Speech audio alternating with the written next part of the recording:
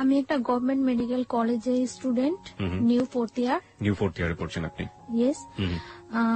আমার বাবা বিজনেস করে, আর আমরা 2 বোন। 2 বোন? আপনি কি বড় না ছোট? আমি ছোট। আপনি ছোট, আপনার আরেকটি বড় বোন রয়েছে। উনি কি ম্যারিড না আনম্যারিড? ম্যারিড। ওকে, আপনাদের বাড়ি কোথায়? বরিশাল। ওকে, বরিশাল আসলে খুবই সুন্দর একটা শহর। বরিশালের বন্ধু যারা শুনছেন তাদেরকে বলি, বরিশাল আসলে খুবই সাজানো গোছানো, খুব সুন্দর একটা শহর। ওখানে শহরের মাঝখানে একটা পুকুর আছে, পুকুরটার নামটা কি মনে আছে? বিবির পুকুর বলে, বিবির পুকুর বিবির পুকুর বলে। তো চলুন আপনার গল্পটা শুরু করি। ছায়া, কোথা থেকে শুরু করবেন? ছোট থেকে শুরু করি। জি প্লিজ। আপনি একটু জোরে বলবেন। হ্যাঁ, আপনার কথা শুনে মনে হচ্ছে যে আপনাকে আমরা স্টুডিওতে নিয়ে এসেছি, কোনো কিছু খাবার টাবার কিছু দেয়নি, একদম দুর্বল। হ্যাঁ, একটু জোরে বলতে হবে প্লিজ। ওকে, চলুন শুরু করা যাক। আমার ছোটবেলাটা বিশেষ করে শহরেই বেশি কেটেছে। আমি স্টুডেন্ট হিসেবে মোটামুটি ভালোই ছিলাম, তার জন্য আমাকে শহরে পড়াশোনা করানোর জন্য শহরে রাখা হয়েছে।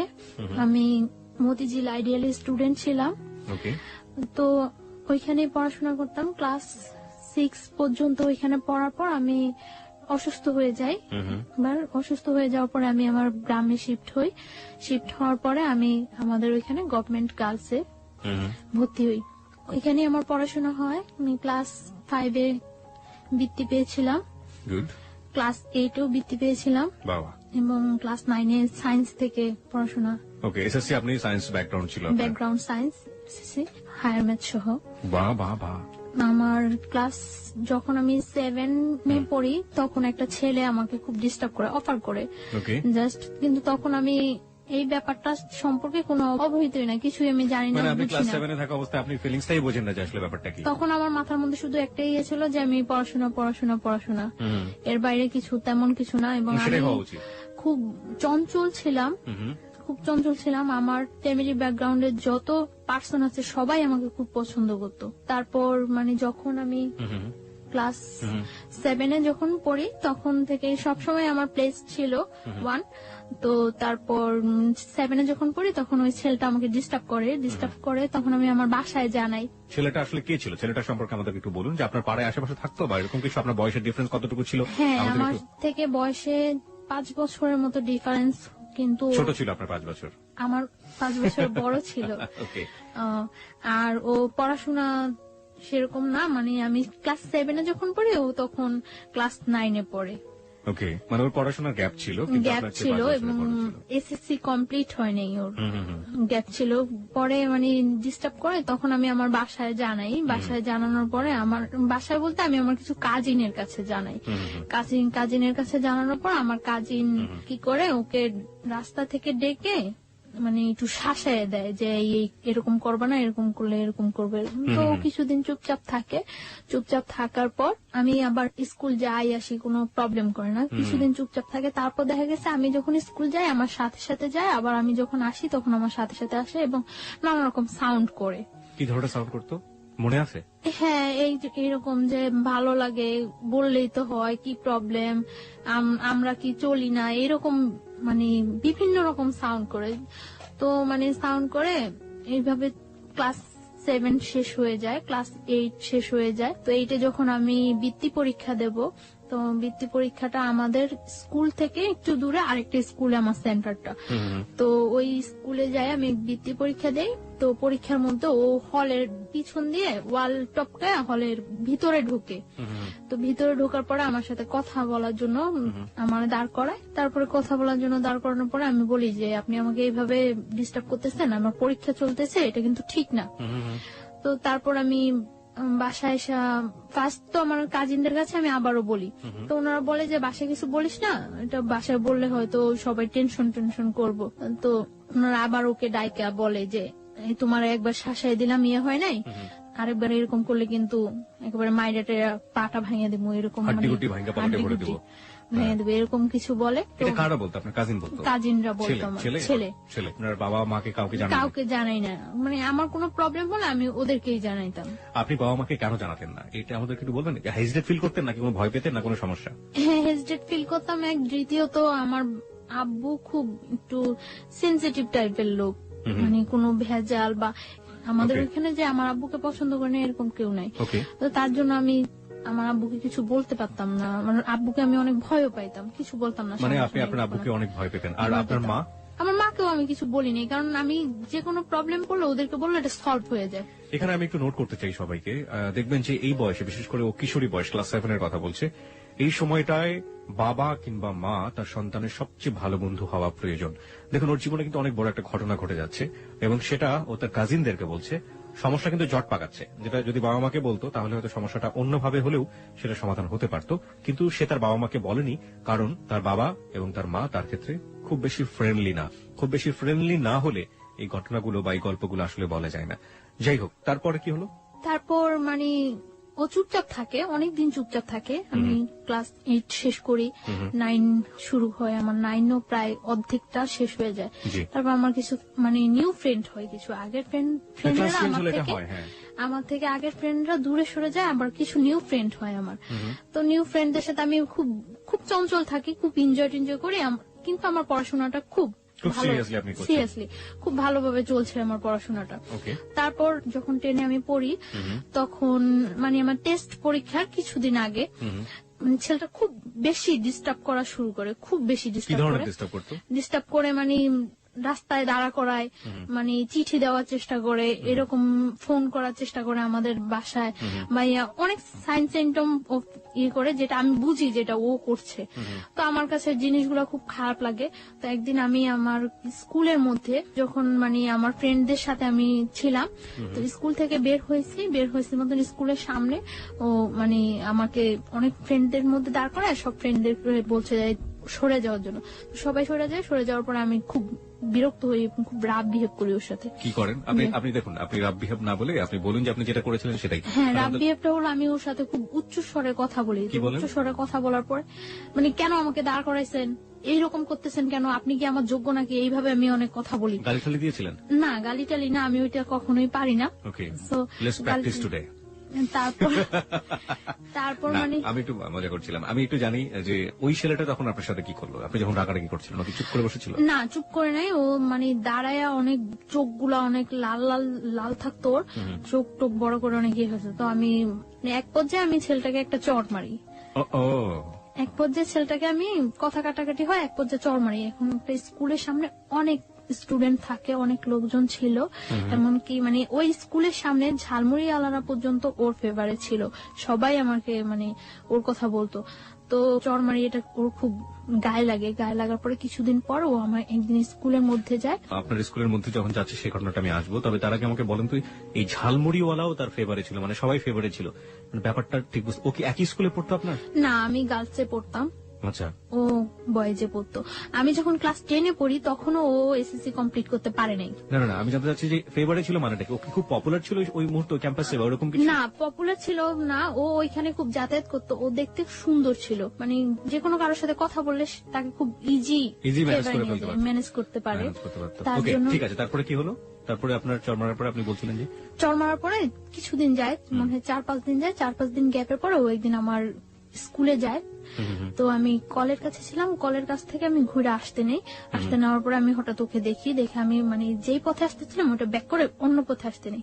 তো আমার তখন একটু ভয় কাজ করে, মানে আমি দেখতেছি যে ও কয়েকটা ছেলে নিয়ে ঢুকছে, তো ভয় কাজ করে। তারপর আমি ওই ঘুরে আসতে নিলে ও মানে দৌড়ে ঘুরে এসে আমার সামনে দাঁড়ায় আমার হাতে ধরে টান দেওয়ার পর আমি মানে ওইখানে আমি হাত ছাড়েন বলে উঠি। তারপর কিছু মেয়েরা থাকে পিছনে, তারা ওইখানে আসার পর মানে ও আমাকে বলতেছে যে তুমি আমার ওই দিন যে অপমানটা করছো কাজটা ঠিক করো নাই, আমি তোমার একদিন হইলেও আমার বাসায় নিয়ে ছাড়বো, একদিন হইলেও আমার ঘরে ভাত রান্না করামো তোমাকে দিয়ে। তো আমি বলছি আচ্ছা ঠিক আছে, পারলে কইরেন। এরকম কথা বলার পরে প্রেক্ষিতে মানে ও তখন চলে আসার পরে অনেক দিন যাবত গ্যাপ থাকে। আমার এসএসসি কমপ্লিট হয়ে যায়, ওকে আমি দেখি না। এসএসসি কমপ্লিট হয়ে যায়, আমি তো মনে করছি ও মনে হয় চলে গেছে, কোথাও ইয়ে হয়ে গেছে। এসএসসি কমপ্লিট হয়ে যায়, আমি ঢাকা আসি। আমি আগে আমাদের ওইখানে কলেজেই ভর্তি হই, আর পরে ঢাকা আসি। তখন ওই ইয়ারের সিস্টেম ছিল, মানে পয়েন্টেই ভর্তি করানোর জন্য ওই ইয়ার সিস্টেম হয়। তো আমি হোলি ক্রসে ভর্তি হই, ফার্মগেট হোলি ক্রসে ভর্তি হওয়ার পর আমি এখানে একেবারে শিফট হয়ে যাই ফার্মগেট হোস্টেলে। এখানে পড়াশোনা করে মাঝে মাঝে বাড়ি যাওয়া হয়, ঈদে বাড়ি যাওয়া হয়। এমনিতে ততটা বাড়ি যাওয়া হয় না, খুব ইয়ে থাকে আমার উপরে, খুব প্রেশার থাকে পড়াশোনার উপর যে আমার রেজাল্ট ভালো করতেই হবে। তো আমার চলছে, ভালোই পড়াশোনা চলছে। ইন্টার পরীক্ষা দেওয়ার পরে বাড়ি যাই অনেক দিন থাকি বাড়িতে, ওকে। যতদিন পর্যন্ত রেজাল্ট না হয় বাড়িতে থাকি। রেজাল্ট হওয়ার কিছুদিন আগে আমি ঢাকা আসি মেডিকেলের জন্য কোচিনে এডমিট হই। তো এখানে কোচিন টুচিন করার পরে মেডিকেল আমি এডমিশন দিই। মেডিকেলে এডমিশন দেওয়ার পরে আমার মেডিকেলে চান্স হয়। চান্স হওয়ার পরে ওইখানে ভর্তি টর্তি হওয়ার কিছুদিন পরে ক্যাম্পাস বন্ধ হওয়ার পরে আমি বাড়ি যাই। ফার্স্টলি বাড়ি যাওয়ার পরে আমি আমার ওই ফ্রেন্ডদের সাথে এমনি কন্ট্রাক্ট হয়।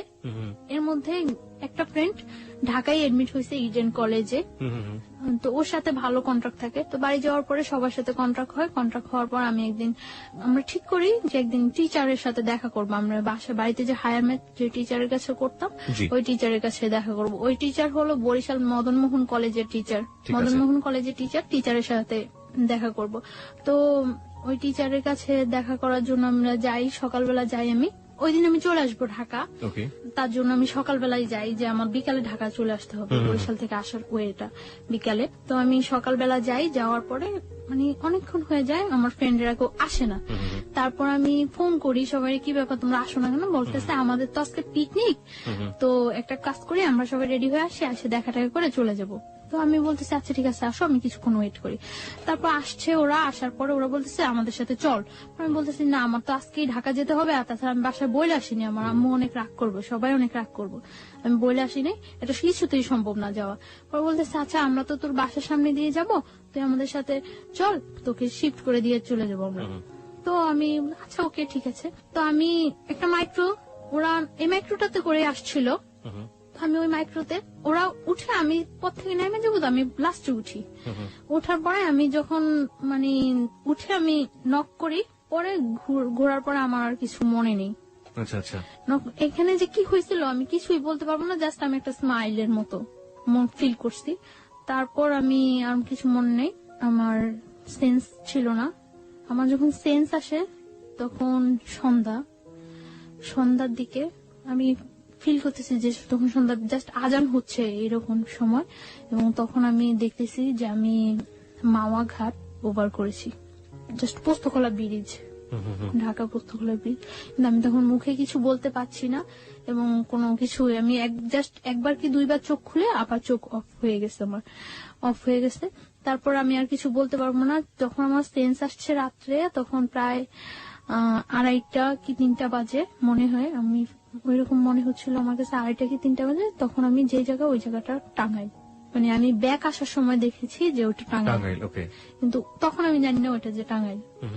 আমি একটা বাসায় আছি, ওই বাসায় অনেক লোকজন আছে, এবং আমি এর মধ্যে যখন আমি মাওয়াতে পোস্তকলা ব্রিজ, মাওয়া ঘাট যখন শেষ হলো, পোস্তকলা ব্রিজে যখন আমি চোখ খুললাম, তখন আমি দেখছি যে আমার পাশে ওই ছেলেটা বসা, সামনে আরেকটা ছেলে বসা, মাইক্রোতে 2টা ছেলে, আর আমি সামনে যে ছেলেটা বসা, ওই ছেলেটাকে আমি কখনোই দেখি নাই, আর আমার সাথে পরিচিত না ছেলেটা। আপনি কি মাইক্রোতে তখন? তখন আপনি মাইক্রোর ভিতরে? তখন আমি এর মধ্যে যে 2বার চোখ খুললাম, তখন আমি দেখতে পেয়েছি যে আমার সামনে ছেলেটা ড্রাইভারের পাশে বসা, যাকে আমি কখনোই দেখিনি এর আগে, আর আমার পাশে ওই ছেলেটা। এবং তারপর তো রাত্রে আমি যেই বাসায়, যখন আমার সেন্স আসে তখন আমি ওই বাসায়, এবং আমি দেখি যে আমার চারপাশে অনেক লোকজন, ওই বাসার অনেক মেম্বার, বাট আমি তাদের কাউকে তো কখনোই দেখিনি, চিনিও না। তারপর আমি জিজ্ঞাসা করলাম যে আমি এখানে কেন আসছি এবং কিভাবে। তারপর বললো যে তুমি এখানে কোনো শব্দ করবে না, সাউন্ড করবে না, এখানে যদি কোনো সাউন্ড করো তোমারই কিন্তু প্রবলেম হবে, তো এখানে কোনো সাউন্ড টাউন্ড করবে না, চুপচাপ শুয়ে থাকো। তারপর বললাম যে কেন আমি চুপচাপ শুয়ে থাকবো, আমি এইখানে আসলাম কিভাবে, আমি তো এখানে আসা না, আমার তো আজকে ঢাকা যাওয়ার কথা। তারপর বলতেছে তুমি ঢাকায় আসো, প্রবলেম নাই। ওই বাসায় একটা মহিলা বলতেছে আমাদের, তুমি ঢাকায় আসো, প্রবলেম নাই, চুপচাপ শুয়ে থাকো, আমরা কিন্তু লোক বেশি ভালো না, বেশি সাউন্ড করবা একেবারে জবাই করে দেবো। আমি তারপর চুপচাপ শুয়েছিলাম। সকাল হওয়ার পর আমি দেখলাম যে ওই ছেলেটা আসছে ওই বাসায়, ওই বাসায় ছিল না, আমি ছিলাম ওই বাসায়, আসছে। এবং আসার পরে মানে এতক্ষণ তো আমি সবার সাথে কন্টিনিউ ছিলাম, আসার পরে আমাকে একটা রুমে আলাদা করে মানে বসিয়ে আমার হাত পা বেঁধে দেওয়া হয়েছে।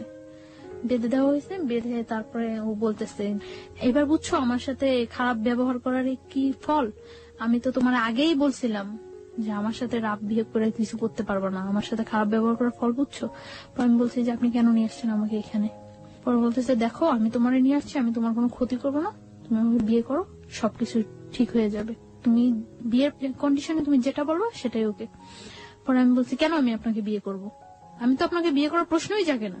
আপনি নিজের অবস্থানটা আর আমার অবস্থানটা চিন্তা করেন। আমি একটা মেডিকেল স্টুডেন্ট আর আপনি একটা, যে কোনো ওয়েই নেই আমার সাথে আপনার বিয়ে হওয়ার মতো। আমি কেন আপনাকে বিয়ে করবো? আপনি যে আমাকে এখানে তুলে নিয়ে আসছেন, এটা যদি কেউ জানে আপনার যে কি অবস্থা হবে একবার চিন্তা করছেন? পরে বলতেছে আমি তো তোমাকে তুলে নিয়ে আসছি, এটা তো কেউ জীবনে জানবো না, সবাই তো জানে তুমি আমার সাথে পালায় চলে আসছো। আমি বলছি হোয়াট, আমি আপনার সাথে পালায় আসছি মানে? পরে বলতেছে তোমাকে আমি নিয়ে আসছি তখন সকাল 8:30, আর 9:30টার মধ্যে অত্র এলাকার এমন কোন লোক নেই যে জানে যে তুমি আমার সাথে পালায় আসছো। আমি মানে কি? পরে বলতেছে তুমি তো এটাই বুঝলা না আমি যে কি করতে পারি। তোমাকে আমি নিয়ে আসার পরে আমার বন্ধু বান্ধব হইতে সবাই এলাকায় পাবলিশ করে দিছে যে তুমি আমার সাথে পালায় আসছো, আর তোমার সাথে যে আমার আগে থেকে একটা ইয়ে হইতেছিল এটা তো সবাই জানে। পরে আমি বলতেছি আশ্চর্য, এই কথা কেউ বিশ্বাস করবে না যে আমি আপনার সাথে পালায় আসছি। আমি আপনার সাথে পালায় আসতে যাবো কেন? পরে বলতেছে কেউ বিশ্বাস করবে না, কিন্তু করানো হয়েছে, সবাই এখন জানে যে তুমি আমার সাথে পালায় আসছো, বিশ্বাস করো না। তারপর ও কয়েকটা নাম্বারে ফোন দিল, ফোন দিয়ে সবাই একই কথা বলতেছে, মানে ওর পরিচয়টা ও না দিয়ে জিজ্ঞাসা করতেছে যে ওই মেয়েটার সম্পর্কে এই কথাটা শুনলাম, ওই মেয়েটা নাকি পালাই গেছে, এরকম এরকম সবাই একই কথা বলতেছে, হ্যাঁ মেয়েটা পালাই গেছে, কত খারাপ মেয়ে, বাবা কত কষ্ট করে পড়াশোনা করেছে, খুব বিশ্রী কমান্ড করতেছে সবাই আমার সঙ্গে। আমি কান্না শুরু করে দিচ্ছি। পরে বলতেছে কান্না করে কোনো লাভ নেই, যা হওয়ার হয়ে গেছে, তুমি মাইনে নাও, বিয়ে করো। আমি জীবনেও না। তারপর ও চলে গেছে, চলে যাওয়ার পরে দুপুরে আমাকে খাইতে দিচ্ছে, এই পর্যন্ত আমাকে কোনো কিছু খাইতে দেয়নি, দুপুরে আমাকে ওই বাসায় খাইতে দিছে শুটকি, বেগুন, ভাত খাইতে দিছে, যা আমি কখনোই খাইনি এর আগে। খাইতে দেওয়ার পর আমি খাই নাই, না খাওয়ার পরে ও এসে আমার বলতেছে সোজাসুজি খাও, না হলে কিন্তু মারবো। আমি বলছি আপনি আমাকে মারবেন কেন? আপনি মারার কি আমাকে? আমাকে আমার বাবা মা পর্যন্ত কখনো টাচ করে নেয়, আর আপনি মারবেন? পরে বলতেছে আমি মারার কে, তুমি দেখবা। পরে বলতেছে খাও। পরে আমি বলছি না আমি খাবো না, আমি এই খাবার খাবো না। পরে বলছি কি খাইবা? আমি বলছি আমি কিচ্ছু খাবো না, আমার বাড়িতে নিয়ে আসেন, আমার বাড়িতে দিয়ে আসেন। আপনারা আমার বাড়িতে না দিয়ে আসেন, আমার বাড়ি কারোর সাথে কন্ট্যাক্ট করতে দেন, সে এসে আমার বাড়ি থেকে লোকজন এসে আমাকে নিয়ে যাবে। ইম্পসিবল, তুমি তো তোমার বাড়ি থেকে আর কখন জীবনেও কন্ট্যাক্ট করতে পারবে না, তুমি আর জীবনেও তোমার বাড়ি কারোর কাছে যাইতেও পারবো না, কন্ট্যাক্ট করতে পারবে না। তারপর চলে গেছে, তো আমি আর কি বলবো, চুপচাপ ছিলাম, আমি খাইনি। তারপর রাত্রে আবার আসছে, রাত্রে এসে বলছে তুমি চিন্তা করছো, ডিসিশন নিছো, কি করবা? আমি বলছি ডিসিশন নেওয়ার কিছু নেই, আমার পক্ষে আপনাকে বিয়ে করা সম্ভব না, আর আগে তো যা ছিল এখন তো আরো আগে সম্ভব না। আপনি কত বড় একটা অপরাধ করছেন, আপনি আমার তুলে নিয়ে আসছেন না জানে, তারপর আনছেন টানছেন সবার কাছে, আবার এটা প্রকাশ করে দিচ্ছেন আমি আপনার সাথে পালাই আসছি। কত খারাপ কাজ করছেন, ইম্পসিবল, আমি আপনাকে কখনোই বিয়ে করবো না। পরে বলতেছে তুমি বিয়ে করবা, পরে তুমি আমার সাথে সংসারও করবা, আমার কাছেই থাকবা তুমি। বলছে না আমি কখনো এই কাজ করবো না, আমি আপনার বিয়ে করবো না, আপনি যদি আমার মায়েরাও ফেলান তারপর আমি আপনাকে বিয়ে করবো না। তারপর বললো মায়েরা ফেললো বিয়ে করবো না? না, আমি বলছি না করবো না। তারপর বলতেছে যে খাও, এখন ডিম ভাজি আর ভাত নিয়ে আসছে খাওয়ার জন্য। যে জায়গায় নিয়ে গেছে ওই ফ্যামিলিটা ততটা এস্টাবলিশড ফ্যামিলি না, কিন্তু মানে লোকগুলা খুব ভালো না, এটা আমার কাছে আমি ফিল করতে পারছি যে লোকগুলো খুব ভালো না। তারপর বলছে খাইবা না? পরে আমি বলছি না খাবো না। তারপরে তখন আমার অনেক মানে চুল ছিল, বড় চুল ছিল, আমি তখন বোরকা পরি না, চুল ছিল। তখন বলতেছে যে এখন যদি আমি তোমার চুলগুলি সব কাটে দিই তারপর কি তুমি খাইবা? আমি বলছি আপনি আমার চুল কাটবেন কেন? তোমার চুল কাইটা, তোমার চুল একেবারে মানে চুরি করলে মানুষ যেভাবে চুল কাটে ওইভাবে চুল কাইটা তোমার যদি একেবারে চেহারা নষ্ট করে সব ইয়ে করে যদি তোমার রাস্তায় ছেড়ে দেয় তারপরে কেমন হইব? তার চেয়ে বরং তুমি স্বাভাবিক আমাকে বিয়ে করো, বিয়ে করার পরে তুমি যদি পড়াশোনা করতে চাও, সব যা করতে চাও সবকিছু ঠিক আছে, আমি তোমার পড়াশোনা করাম। না আমি আপনাকে বিয়ে করবো না। পরে এভাবে আরো 2-3 দিন চলে গেল। হ্যাঁ না খাওয়া, আমি খুব উইক হয়ে যাচ্ছি, না খাওয়া 2-3 দিন চলে গেছে।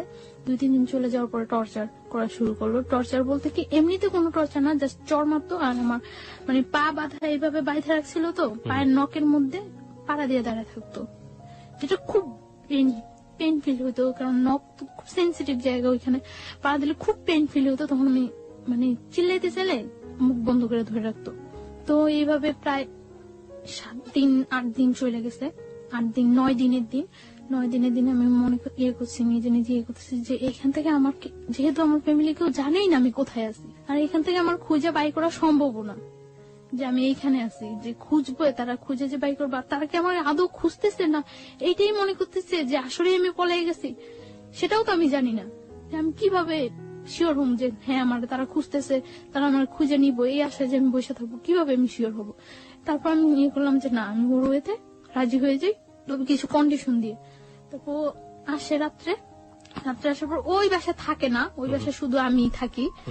ওই বাসায় থাকে না, একটা ঘরের মধ্যে আমাকে আটকে রাখছিল। ঘরটা হলো অর্ধেক টিন অর্ধেক মাটি, এরকম ঘর। তো আমি তারপর আসার পরে আমি বলছি আচ্ছা ঠিক আছে, আমি আপনার বিয়ে করতে রাজি, তবে সত্য আছে। সত্য সত্য হলো আমার পড়াশোনা শেষ না হওয়া পর্যন্ত আমি আপনার সাথে কোনো রিলেশনে যেতে পারবো না। যেহেতু আমার ক্যারিয়ার আছে, আমি মেডিকেল স্টুডেন্ট, আমার এত কষ্ট করে যেহেতু আমি এতটুকু আসছি, আমার ইয়াটা শেষ হোক, সেটা আপনার জন্য বেটার হবে, আমার জন্য বেটার হবে। যেহেতু আপনিও ততটা এস্টাবলিশড না, তখনও একটা চাকরি করতো নাকি, ওই যে অনেকদিন আগে চলে আসছে দেশ থেকে, আসে ঢাকা একটা চাকরি করতো। তো বললো যে এটা কি, এই কথা কি থাকবো? আমি বলতেছি হ্যাঁ এই কথা থাকবো, আমি পড়াশোনা করা পর্যন্ত আমাকে আপনি কোনো ডিস্টার্ব করবেন না, আমি তো বিয়ে তো করছি না। আর তারপরে বলতেছে ওকে। আপনি আপনি আসলে ডিস্টার্ব না করা বা রিলেশন বলতে আসলে কি বোঝালেন, যে ফিজিক্যাল রিলেশনের কথা? ফিজিক্যাল বা মেন্টালি বা ওর পরিবারে নিয়ে যাওয়া, সংসার, মানে সবকিছু থেকে যাতে অ্যাভয়েড করতে পারি সবকিছু। আমি ওকে বললাম যে দেখেন, আপনি তো খুব ভালো করে জানেন যে আমি মেডিকেলে পড়াশোনা করি, আমার রেজাল্ট কি বা আমার ক্যারিয়ারটা কেমন হতে পারে। আর আমার ক্যারিয়ার, আমি যদি আপনাকে বিয়ে করি তাহলে তো আপনার ক্যারিয়ার, আমার ক্যারিয়ারের সাথে আপনিও তো জড়িয়ে গেছেন, তাহলে আমার একটা ভালো ক্যারিয়ার হলে সেটা আপনার জন্য ভালো হবে। তো আপনি আমাকে কয়েকটা বছর সময় দেন, আমার ইয়েটা শেষ হোক, পড়াশোনাটা শেষ হোক, তারপরে আমি আপনার সব ওয়ে মাইনে নেব। সেই পর্যন্ত আপনি আমাকে কোন রকম জোড়াজুড়ি বা কোন রকম ইয়ে করতে পারবেন না। পরে বলতেছে আচ্ছা ঠিক আছে। তারপর মানে ওই দিন রাত্রে চলে যায়, সকালে ও একজন লোক নিয়ে আসে। লোকটাকে, এটা কি কাজী না উকিল না কি আমি কিছুই জানি না, একটা লোক নিয়ে আসে, স্টাম্প নিয়ে আসে। স্টাম্পের মধ্যে ওই লোকটা আমার একটা ছবি তোলে আর ওর একটা ছবি তোলে, দুইটা ছবি পাশাপাশি রেখে পিন আপ করে দেয়। পিন আপ করে ওই লোকটা স্টাম্পে যে কি লেখে সেটাও আমি জানি না, জাস্ট স্টাম্পের মধ্যে আমি সই করে দেই। তাও আমি মানে সই করার সময় ভাবতেছি যে আমি কি সই করব না করব না করব না করব না, ওটা সারা জীবনের প্রশ্ন, কি করব আমি। তখন আমি সই করার সময় ভাবতেছি, তখন ও আমার একটা চড় মারলো লোকটার সামনে একটা চড় মারার পরে বলতেছে যে আগেই তো কথা হয়ে গেছে, এখন আবার এরকম করার কি আছে। লোকটা মনে করতেছে না যে আমি তোমার জোর করে নিয়ে আসছি। পরে আমি আমার ফুল নেমটা অর্ধেক লিখি আর বাকিটা লেখি না। ফুল নেমের অর্ধেক লিখি, ও সই করে দেয়। সই করে দেওয়ার পর ওই দিনই মানে সকালে 8টার দিকে ইয়ে হয়, 9টার দিকে ওই বাসা থেকে বের হয়ে আসে, নিয়ে আসে। বাসা থেকে বের হওয়ার পরে যখন বাসে উঠি তখন দেখি যে এটা টাঙ্গাইল। তো ঢাকা নিয়ে আসে, ঢাকা নিয়ে আসার পরে আমি ওই দিনই ঢাকা, আমি আমার হোস্টেলে চলে যাই। আমি বলি যে আমি আমার হোস্টেলে চলে যাই, আপনার সাথে বিয়ে তো হয়ে গেছে। আমি হোস্টেলে উঠি। হোস্টেলে ওঠার পরে 2-3 দিন ভালো যায়, কোনো ইয়ে করে না। আমি আমার ফ্যামিলির সাথে যোগাযোগ করার চেষ্টা করি যে কি করব আমি এখন। আমার ফ্যামিলির সাথে যোগাযোগ করার জন্য অনেক চেষ্টা করি, বাট আমার ফ্যামিলির সাথে কোনো কন্ট্যাক্ট করতে পারি না। কেন পারেন না? মানে বাড়ির যে নাম্বারটা, ওই নাম্বারটা অফ থাকে, ওই নাম্বারটা অফ। আর অন্য কোনো নাম্বার আমার কাছে মনে নেই, আমার মানে ইয়া থাকে না। তারপর আমি অনেক ট্রাই করার পরে আমি আমার মানে দুলাভাইয়ের সাথে, বোনের হাজবেন্ডের সাথে যোগাযোগ করি। যোগাযোগ করার পরে উনি বলতেছে যে আচ্ছা যা হয়েছে তো হয়ে গেছে, কেউ বিলিভ করে না যে তুমি ইয়ে করছো, তোমার নিয়ে গেছে, সবাই এটাই বিলিভ করে। আর দেখো গ্রাম তো, সমাজ তো, সবাই একটাই জিনিস বিশ্বাস করে যে তুমি ইয়ে করছো, চলে গেছো। আর এখন যদি তুমি ফিরে আসো, এটা মানে কেউ মাইনা নিব না, কেউ মাইনা নিব না, এটা সবাই তোমার বরং ধিক্কার দিব। তো আমি তারপর বুঝে বলি, অনেক বলার পরে আমি ট্রাই করি আমার ফ্যামিলির কাছে ফিরে যাওয়ার জন্য, কিন্তু তারা কেউ আমাকে নেওয়ার ইয়ে করে না। তখন আমার যে দুলাভাই, ওনার সাথে আমার বোনের জাস্ট ইয়ে হয়, এঙ্গেজ হয়, বিয়ে হয় না। তখন বলে যে দেখো এইটার কারণে হয়তো তোমার বোনের অনেকটা ইয়া ফিল করতে হতে পারে। তো উনি এই কথা বলার পর আমি মানে চুপচাপ থাকি। তারপর উনি বলে যে তুমি যেভাবে আসো ওইভাবে থাকো, তোমার যতটা হেল্প প্রয়োজন সব আমি করব, কেউ ইয়ে করবে না। তোমার হেল্পের প্রয়োজন, আমি যতটা ইয়ে করার প্রয়োজন আমি করব, তুমি পড়াশোনা করতে থাকো, আমি ট্রাই করব তোমাকে যথাসম্ভব বাহিরে পাঠিয়ে দেওয়ার জন্য। কারণ তুমি বাহিরে গেলে গিয়ে তো ওরা আয়ত্তার বাইরে চলে যাবে। জানালেন না ব্যাপারটা? হ্যাঁ জানাই, কিন্তু তারা কেউ আমাকে নেওয়ার জন্য আগ্রহ ফিল করে না। আপনি আমাকে একটু বলেন তো, খুলেই বলেন যে আপনি ফার্স্ট কখন বাবা মাকে জানালেন, কি রিয়াক্ট করলো, আমি একটু জানতে চাই। This is a very important part of this story. হ্যাঁ, আমি যখন মানে ঢাকা আসি, হোস্টেলে উঠি, হোস্টেলে ওঠার পরে তখন আমার কাছে কোনো টাকা পয়সা কিছুই থাকে না। তো হোস্টেলে ওঠার 2-3 দিন পরে আমি আমার একটা ফ্রেন্ডের নাম্বার থেকে আমার বাড়িতে ফোন করি। ফোন করার পরে বাড়ির নাম্বারটা অফ। এভাবে আরো 4-5 দিন চলে যায়, আমি কারোর সাথে কন্ট্যাক্ট করতে পারি না। তারপরে আমি হঠাৎ একদিন আমি আমার বই নাড়তেছি, বইয়ের মধ্যে আমার ওই দুলাভাইয়ের নাম্বারটা পাইছি। পাওয়ার পরে আমি আমার দুলাভাইয়ের কাছে ফোন দিছি। দুলাভাইয়ের কাছে ফোন দেওয়ার পরে ভাইয়াকে আমি সব বললাম। আপন দুলাভাই এটা? হ্যাঁ। ওকে। সবকিছু বলার পর আমার ভাইয়া বলল যে কেউ আমাকে এখন নেওয়ার জন্য প্রস্তুত না। তারপর আমি আমার মা বাবার সাথে, মার সাথে কথা বললাম। তারাও কোনো ইয়ে করতেছে না যে তুমি যা হয়েছে তুমি চলে আসো, আমরা তোমার আবার নতুন করে পড়াশোনা করবো, আমাদের কাছে রাখবো, কোনো ইয়ে হবে না। কিন্তু তারা কেউ এরকম কোন, সবার একটাই ক্ষোভ আমি চলে আসছি। সবাই জানে যে আমি পলায় চলে আসছি, পালাই আসছি, কিভাবে আসলাম, এতটা ইয়ে করলো তারা আমার জন্য। সবাই আমাকে খুব ঘৃণা করে। তখন আমি ফিল করি যে সবাই আমাকে খুব ঘৃণা করে।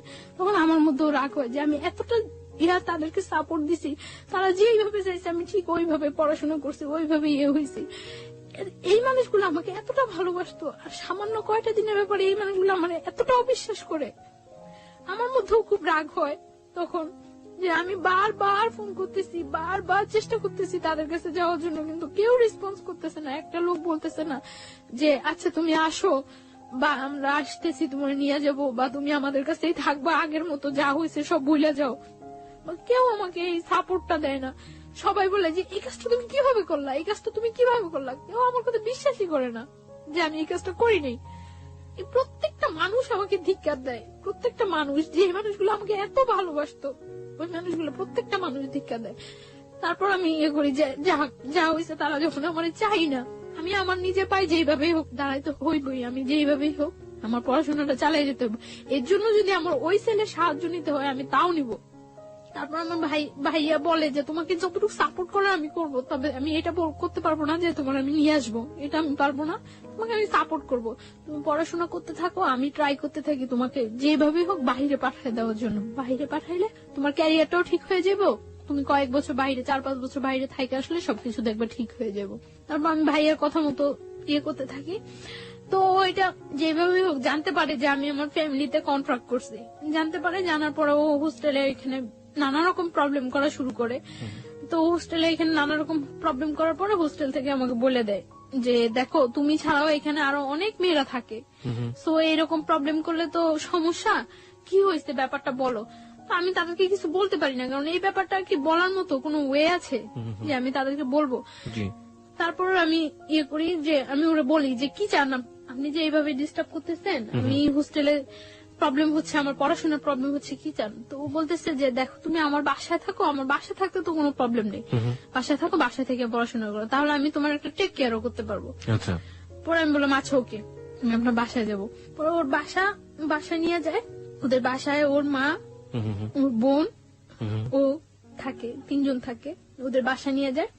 বাসা নিয়ে যে ওর বলে যে সবাইরে বলে যে ওর সাথে কখনো কোনো রাব বিহেভ হবে না, কোনো জোর হবে না, ও এখানে থাকবে, পড়াশোনা করবে, ওর মতো থাকবে ও। তো আমি ওই বাসায় থাকি। ওকে আপনাকে পরিচয় করিয়ে দেয় যে ও আমার বউ? হ্যাঁ, ওই ফ্যামিলির সবাই জানে যে ওইভাবে বিয়ে করেছে।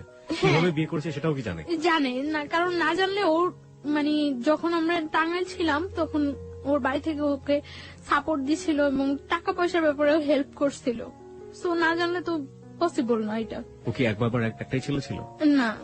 কয় ভাই বোন ছিল ওরা? ওর 2 ভাই 1 বোন। ওই বড় ছিল সবার? হ্যাঁ, ও বড়। ওকে। বাবা কি করতেন ওনার? বিজনেস। ওকে, ঠিক আছে, চলুন। তারপর ওর বাসায় যাওয়ার পর ও ইন্ট্রোডিউস করে দেয় সবার সাথে এবং সব বলে যে যাতে আমার উপর কোনো প্রেশার ক্রিয়েট না করে। তো ওই বাসায় থাকি, আমি পড়াশোনা করতেছি, ভালো ইয়ে করতেছি, কিন্তু আমার মনের মধ্যে সবসময় একটা ভয় কাজ করতো যে ওর বাসায় আছে, ও তো খারাপ, ও খারাপ না হলে এই কাজটা জীবনেও আমার সাথে করতে পারতো না। সো কখন যেন ও কি করে সবসময় আমার মনের মধ্যে একটা ভয় কাজ করতো। এবং আমি খুব দিন দিন খুব অসহায়, সবসময় মনে হতো যে দুনিয়াতে আমার কেউ নাই, আমি খুব অসহায়, এরকম ফিল করতাম আমি। কারণ কারো কাছে আমি না প্রকাশ করতে পারতাম, না কারো কাছ থেকে কোনো সাহায্য নিতে পারতাম।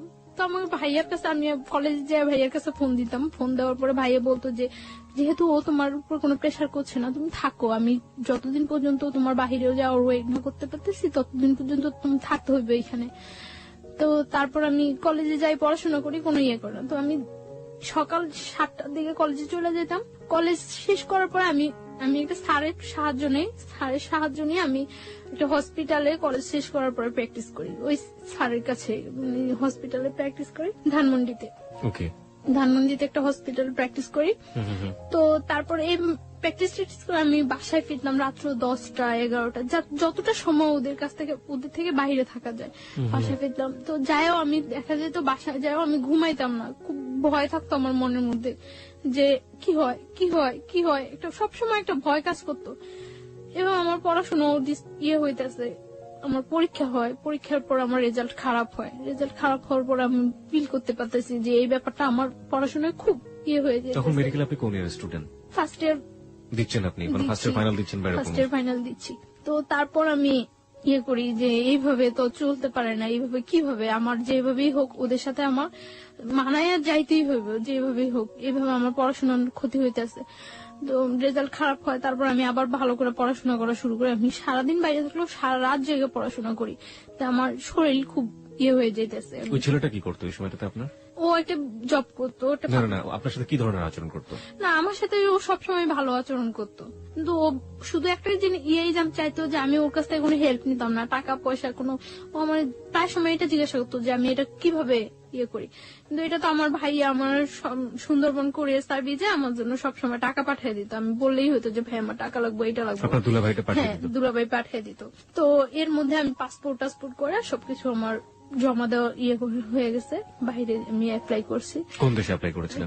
কানাডাতে চলে যাওয়ার জন্য? কানাডাতে যাওয়ার জন্য স্টুডেন্টের বিষয় কানাডায় যাওয়ার জন্য ইয়ে করছি, অ্যাপ্লাই করা হয়েছে। তো লাস্ট 2011 লাস্ট ইয়ার লাস্ট দিন 31st নাইট এ পর্যন্ত ভালোই ওই বাসায় থাকতাম। এই সময়টাতে আপনার যেহেতু উনি অবৈধভাবে হোক বৈধভাবে হোক যেভাবে হোক জোর করেই হোক উনি আপনার হাজবেন্ড হয়ে গিয়েছেন, সুতরাং হাজবেন্ড তার ওয়াইফের কাছে একটা সম্পর্ক দাবি করতেই পারেন। এই সময়টা থেকে কোনো ধরনের কোনো ইন্টিমেসি আপনাদের? কখনোই আমার উপরে এরকম কিছু ইয়ে করতো না, কোনো ফিজিক্যাল কোনো ইন্টিমেসি? ফিজিক্যাল বা আমি কোথায় যাই কেন যাই কোনো ইন্টারফেয়ার, শুধু ওর ইয়া হইতো যে ওর বাসায় থাকতে হবে, এটাই।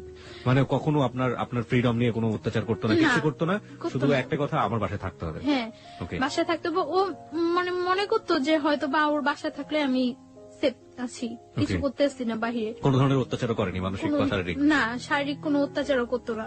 তো আমি দেখা যেত বেশিরভাগ সময় বাহিরে খাইতাম, বাহিরে থাকতাম। আমি আপনার শাশুড়ি বলাটা ঠিক হচ্ছে না কিনা জানি না, ওর বাড়ির যে অন্যান্য যে মানুষজন যারা ছিলেন তারা কি ধরনের আচরণ করতেন আপনার সঙ্গে?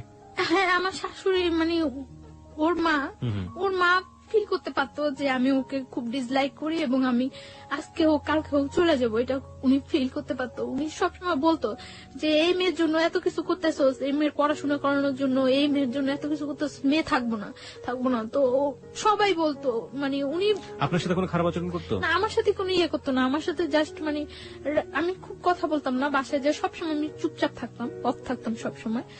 যতটা টাইম বাসায় থাকতাম বেশিরভাগ টাইমে বই নিয়ে বসে থাকতাম, এরকম। মানে আমি না পড়লেও দেখাইতাম যে আমি পড়তেছি, যাতে কেউ ডিস্টার্ব না করে, যাতে কেউ কথা বলতে না আসে। তো আমি শুনতাম উনি বলতো যে এই মেয়ে থাকবো না, এই মেয়ে তো চলে যাইবই, এই মেয়ে তো চলে যাইবই, কারণ যে ইয়ে করার মতো সংসার করার মতো ওই মেয়েই ডিফারেন্স, ও চলে যাইবই।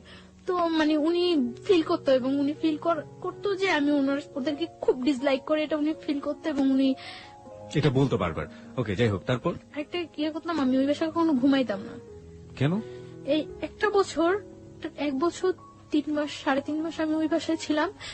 আমার মনে হয় না আমি 1 বছর 3 মাস 3.5 মাসে ওই বাসায় 3 দিনও ঘুমাইছি। কখনো আমি ঘুমাইতাম না। আমার মনের মধ্যে এটা ভয় কাজ করতো, হয় আমার মায়ের ফেলাইবো, না আমার সাথে জোর করে কিছু করবো, এরকম একটা ভয় সবসময় মনের মধ্যে কাজ করতো। যেই ছেলে আমার ধরে নিয়ে আসতে পারে, বাইন্ধা রাখতে পারে, তুলে আনতে পারে, সেই ছেলের পক্ষে পসিবল না এমন কিছুই নেই। আপনি বলছিলেন যে রাতের বেলা ঘুমোতেন না, আপনি এরকম একটা অবস্থার বর্ণনা দিচ্ছিলেন। তারপরে রাতে কি কখনোই ঘুমাতাম না ওই বাসায়, খুব কম সময়। মনে হয় না আমি এই 1 বছর 3 মাস 3.5 মাসে 3 দিনও ঘুমাইছি। আমার বেশিরভাগ আমি কলেজ ক্লাস শেষ করে যে গ্যাপটা হতো, ক্লাস থেকে আমি নিউ একটা হসপিটালে যাইতাম যেখানে আমি প্র্যাকটিস করতাম, এই গ্যাপটা আমি বেশিরভাগ সময় স্লিপিং ট্যাবলেট নিয়ে কলেজ হোস্টেলে ঘুমাইতাম অনেকক্ষণ যাবত, 2 ঘন্টা 2.5 ঘন্টা 1 ঘন্টা 1.5 ঘন্টা। এবং ওই টাইমটা দেখা যেত যদি ঘুম যদি না আসে তার জন্য আমি বেশিরভাগ সময় স্লিপিং ট্যাবলেট ইউজ করতাম, যাতে আমার ওই ঘুমটা একটু হয়ে যায়। ঘুম হয়ে যায় যাতে। অনেক সময় দেখা যেত স্লিপিং ট্যাবলেট খাওয়ার পরে মানে এই 2 ঘন্টা 2.5 ঘন্টা 1-1.5 ঘন্টার ঘুমে কিছু হয় না, খুব ঘুম পাইতো পরে, কিন্তু তারপর করার কিছু ছিল না, আমার ফিরতে হবে, আমার ওইখানে যেতে হবে, তার জন্য আমি পারতাম না স্লিপিং ট্যাবলেট খাওয়ার পরেও ঝিমাইতে ঝিমাইতে হয়তো যাইতাম আমি, তারপর আমি বাসায় ঘুমানোর চেষ্টা করতাম না কখনো। তো দেখা গেছে আমার ওই ছেলেটা কি আপনার সাথে একই রুমে থাকতো?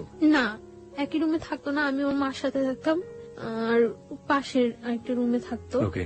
দেখা যেত যে অকারণে ওই রুমে খুব কম ঢুকতো না ততটা এই রুমে। দেখা গেছে আমি রাতে 10টা-11টায় বাসায় ফিরছি, ওই 12টা-1টার মধ্যে সবাই ঘুমিয়ে গেছে। ওকে।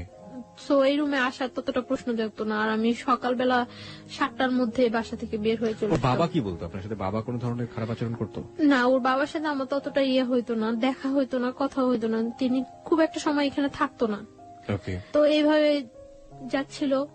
লাস্ট কোরবানির ঈদ, কোরবানির ঈদে যখন হয় আমি আমার মানে ওদের সাথে বাড়ি যাই, ওদের সাথে ওদের বাড়িতে যাই, গ্রামের বাড়িতে ওদের বাড়িতে যাই। তো যাওয়ার কারণ আমি একা একা কোথায় কিভাবে যাব, গ্রামের বাড়িতে যাই ওদের সাথে। যাওয়ার পরে ওদের ওইখানে আমি তো সকালবেলা যা পৌঁছায় সবাই, তো সকালবেলা যাওয়ার পর আমি 2-3 ঘন্টা পর আমি আমার নানা বাড়িতে চলে আসি, যে ওদের বাড়িতে তো আমি কখন থাকবোই না। মানে গ্রামের বাড়ি কোথায় ছিল? ওদের গ্রামের বাড়ি কোথায় ছিল? আমাদের ওইখানেই, বরিশালে। ওকে, তারপর গ্রামের বাড়িতে যায়, যাওয়ার পরে আপনি ওখান থেকে সুযোগ পেয়ে নানা বাড়িতে চলে যাই, কারণ ওইখানে গেলে হয়তো সবাই আমাকে দেখবে, আমার সাথে কথা বলবে, সবাই ফিল করবে যে ওই মেয়েটাই তো। তার জন্য আমি কিছুক্ষণ পর আমি আমার নানা বাড়িতে চলে আসি। নানা বাড়িতে চলে আসার পর আমি মানে 2-3 দিন ওইখানে থাকা হয়, তারপর আবার ঢাকা ব্যাক আসার পরে মানে ঢাকা আসার পরে আমি একদিনকে আমি সন্ধ্যার পরে আমি বাসায় ফিরতেছি, 8টা কি 8:30 বাজে আমি বাসায় ফিরতেছি। বাসায় ফেরার সময় একটা ছেলে ভ্যানের উপর বসা থাকে, কয়েকটা ছেলে, ওইখান থেকে একটা ছেলে কমেন্ট করে যে মনে হয় বাড়িতে গেছিল, কয়েকদিন যাবো তো দেখি নাই, বাড়ি থেকে আসছে। তো আমি তখন মনে করলাম যে এই ছেলেটা মনে হয় আমার ফলো করছে এর আগে, যেহেতু আমি বাড়ি থেকে আসার পরে এই কথা বলতেছে। তো আমি বাসায় চলে যাই। তো এর আগে ওই ছেলেটার ফেসটা আমার কাছে একেবারে অপরিচিত, ওই দিনই ফার্স্ট আমি ফেসটা দেখি, এবং ফেসটা দেখার পরে দেখা গেছে যে 2-1 দিনের মধ্যে ওর সাথে আমার দেখা হয়। বিশেষ করে আমি রাতে বাসায় ফেরার সময়, সকালে যখন আমি যাই 7টার দিকে তখন ওরকম কেউ থাকে না। তো রাতে ফেরার সময় দেখা গেছে 2-1 দিন পরপরই ওর সাথে আমার দেখা হয়, এবং কন্টিনিউ তখন আমাকে কমেন্টস করতে থাকে। তো এর আগে আমি যখন পড়াশোনা করি, পড়াশোনা অবস্থা অনেক অফার হয়, কিন্তু কখনো আমার কাছে ওইগুলা রেসপন্স হয় না এবং খুব খারাপ লাগে, কিন্তু ওর কমেন্টসটা কেন যেন আমার ভালো লাগছিল। তো তখন তো আমি একেবারে সম্পূর্ণ একা, কোন ফ্রেন্ডদের সাথেও ততটা মিশতে পারি না, করতে পারি না, দেখা গেছে খুব ডিজার্ভ থাকি। তো ওর কমেন্টস গুলো ভালো লাগার পরে ও কমেন্টস করতে আমি কিছু বলতাম না, আমি শুধু হাসতাম। এরকম কিছুদিন কমেন্টস করার পরে একদিন সকালবেলা, আমি ওই দিন শুক্রবার, আমি ওই দিন কলেজ আসিনি, তো সকালবেলা 11টার দিকে আমি বাসা থেকে বের হয়েছি। বাসা থেকে বের হওয়ার পর ও তখন মনে হয় সম্ভবত ফার্স্ট ঘুম থেকে উঠছিল, তো ঘুম থেকে উঠে ও বের হয়ে আমারে দেখছিল, তো বলতেছে আজকের দিনটা অনেক ভালো যাবে। ঘুম থেকে উঠে দেখছি অ্যাঞ্জেল। তো আমি হাসা দিছি, হাসছিলাম, হাসার কাজ। কিভাবে দেখলো আপনাকে? মানে আপনি তো আপনার ওই আগের বাসাতেই থাকতেন। হ্যাঁ, ওই বাসাটা আর ওই বাসা, ওদের বাসাটা কাছাকাছি, একদম কাছাকাছি একদম। কোথায় ছিল বাসা? ঢাকার এটা ঢাকার এলাকার নাম বললে কোনো সমস্যা নেই, আপনি ছেলের নামও বলেনি, কোনো সমস্যা নেই। কোথায় ছিল বাসাটা? ওর নামটা বলি আমি, ওর নামটা রুমেল। মানে যে ছেলে আপনাকে জোর করে বিয়ে করেছে? না, মানে সেকেন্ড ওয়ান, যার সাথে পরিচয় হচ্ছে। আর বাসাটা কোথায় ছিল ঢাকার? আপনি বাসাটা বলতে যাচ্ছেন না? ওকে, ঠিক আছে, যান। তারপর? কারণ ওই এলাকাটার সবাই প্রায় কম বেশি ঘটনাটা জানে এবং আপনাকে সবাই চেনে। ওকে, ঠিক আছে। আমি এখানে একটু শ্রোতারা অনেক খেপে যাবেন আপনার উপরে, আমি একটু শ্রোতাদেরকে অ্যাড্রেস করতে চাই। দেখুন, আপনারা যারা বলছেন যে আপনারা ওর বাসার নামটা জানতে চান, ও কোথায় থাকে সবকিছু জানতে চান, এই প্রশ্নগুলো আমি ওকে করেছি, এবং তারপরও যারা ক্ষিপ্ত হয়ে যাচ্ছেন ওর উপর, তাদের উদ্দেশ্যে আমি একটু বিনয়ের সাথে বলতে চাই, ওর বাসার অ্যাড্রেসটা জেনে বা যে ঘটনাটা যেখানে ঘটেছে এটা জেনে আপনি কি বা করবেন বলুন।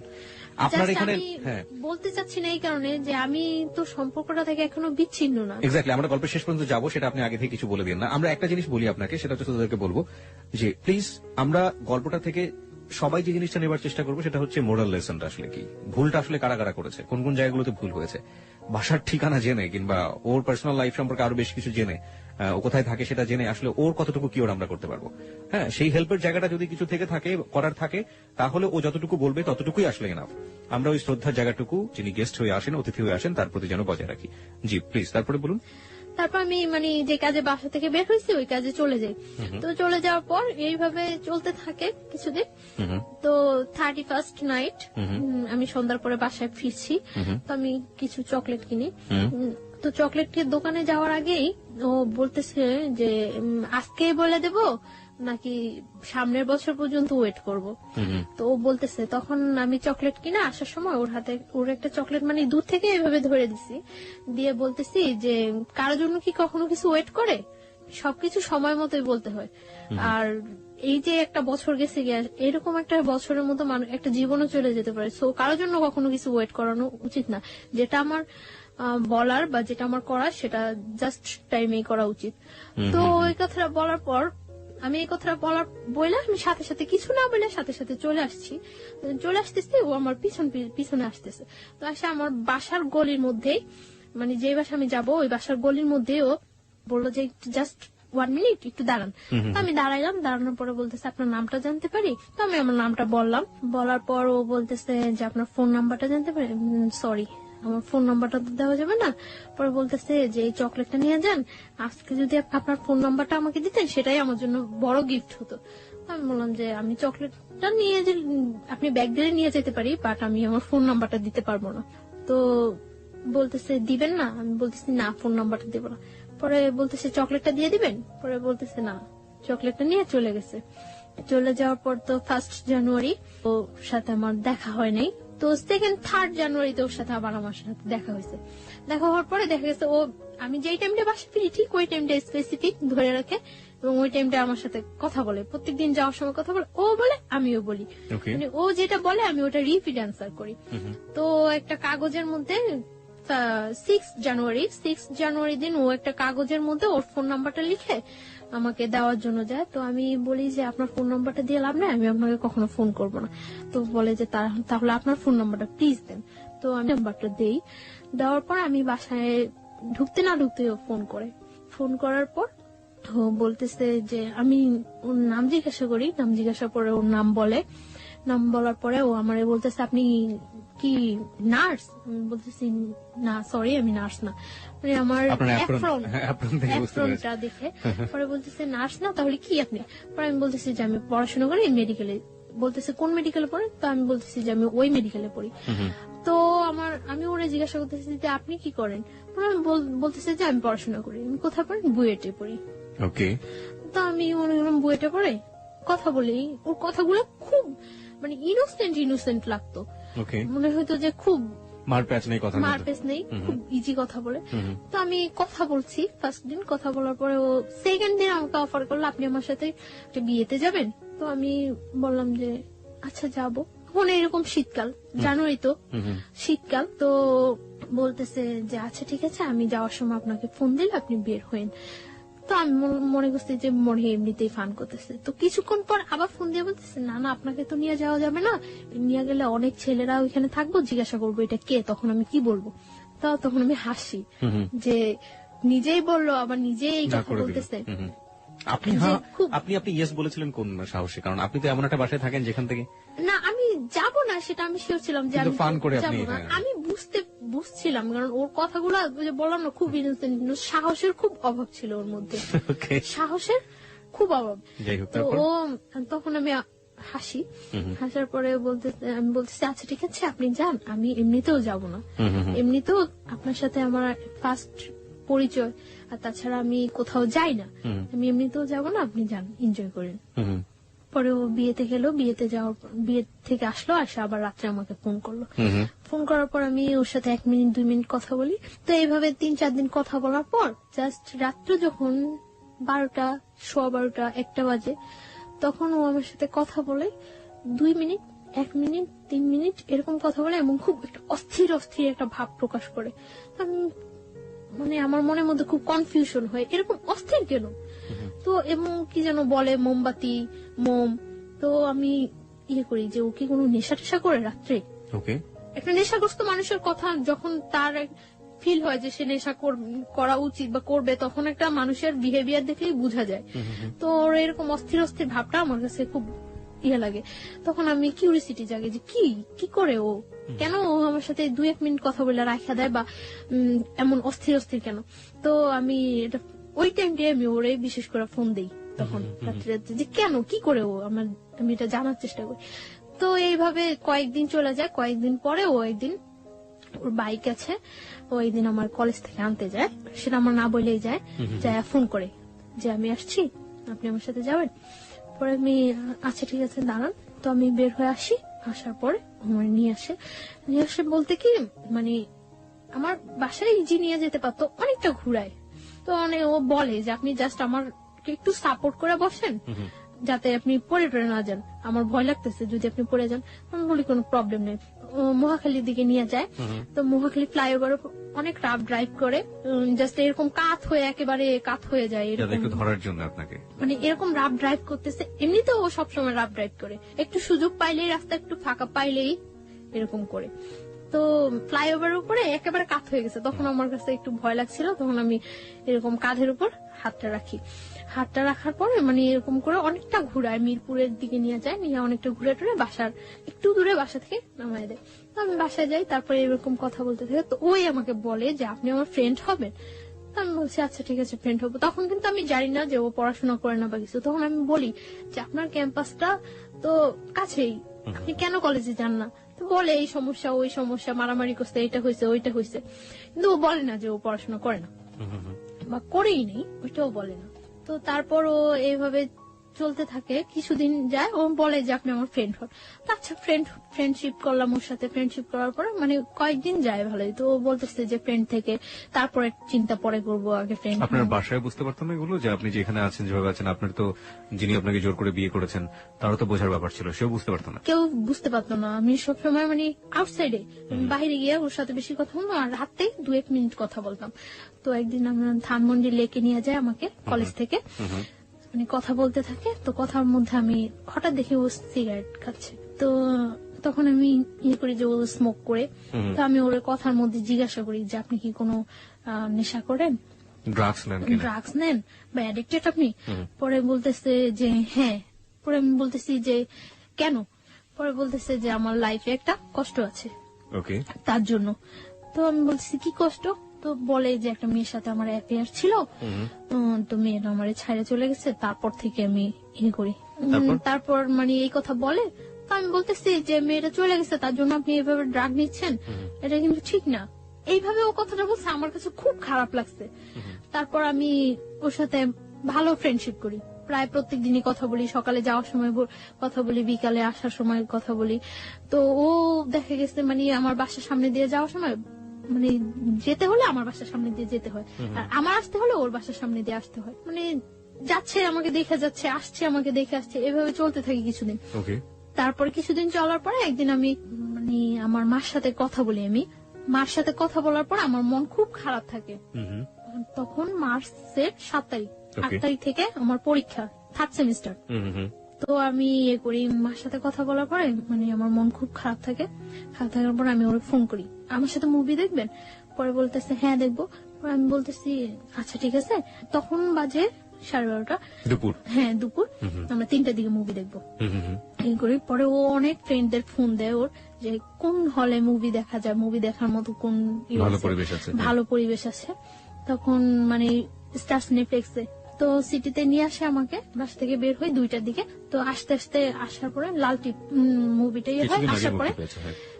আসার পরে টিকিট পাই না, আমরা টিকিট পাই না। তো আমি ওই দিন অনেক জেদ করি যে আমি আজকে মুভি দেখবই। আমার কাছে খুব খারাপ লাগতে থাকে, মানে ও কোনো ফ্যাক্ট না, আমি যে ওর সাথে ঘুরতেছি বা মুভি দেখতেছি এটা কোনো ফ্যাক্ট না। আমার মনের মধ্যে ওই ইয়াটাই থাকে যে আমার মার সাথে আমি কথা বলছি, ওই ব্যাপারটাই আমার মনের মধ্যে সবসময় কাজ করতে থাকে। টিকিট পাই না, টিকিট না পাওয়ার পরে 7টা শো টিকিট ইয়ে করে, আচ্ছা প্রবলেম নেই 7টাই দেখবো। টিকিট কেনার পরে এখন এইখানে গিয়ে এতক্ষণ ওয়েট করবো, তো আমাকে বাইরে নিয়ে যায় বাইক দিয়ে, একেবারে টিএসসি ভার্সিটি টার্সিটি হয়ে একেবারে ওইদিকে জগন্নাথ কলেজ টলেজ ওইদিকে ইয়ে হয়ে ঘুরায়।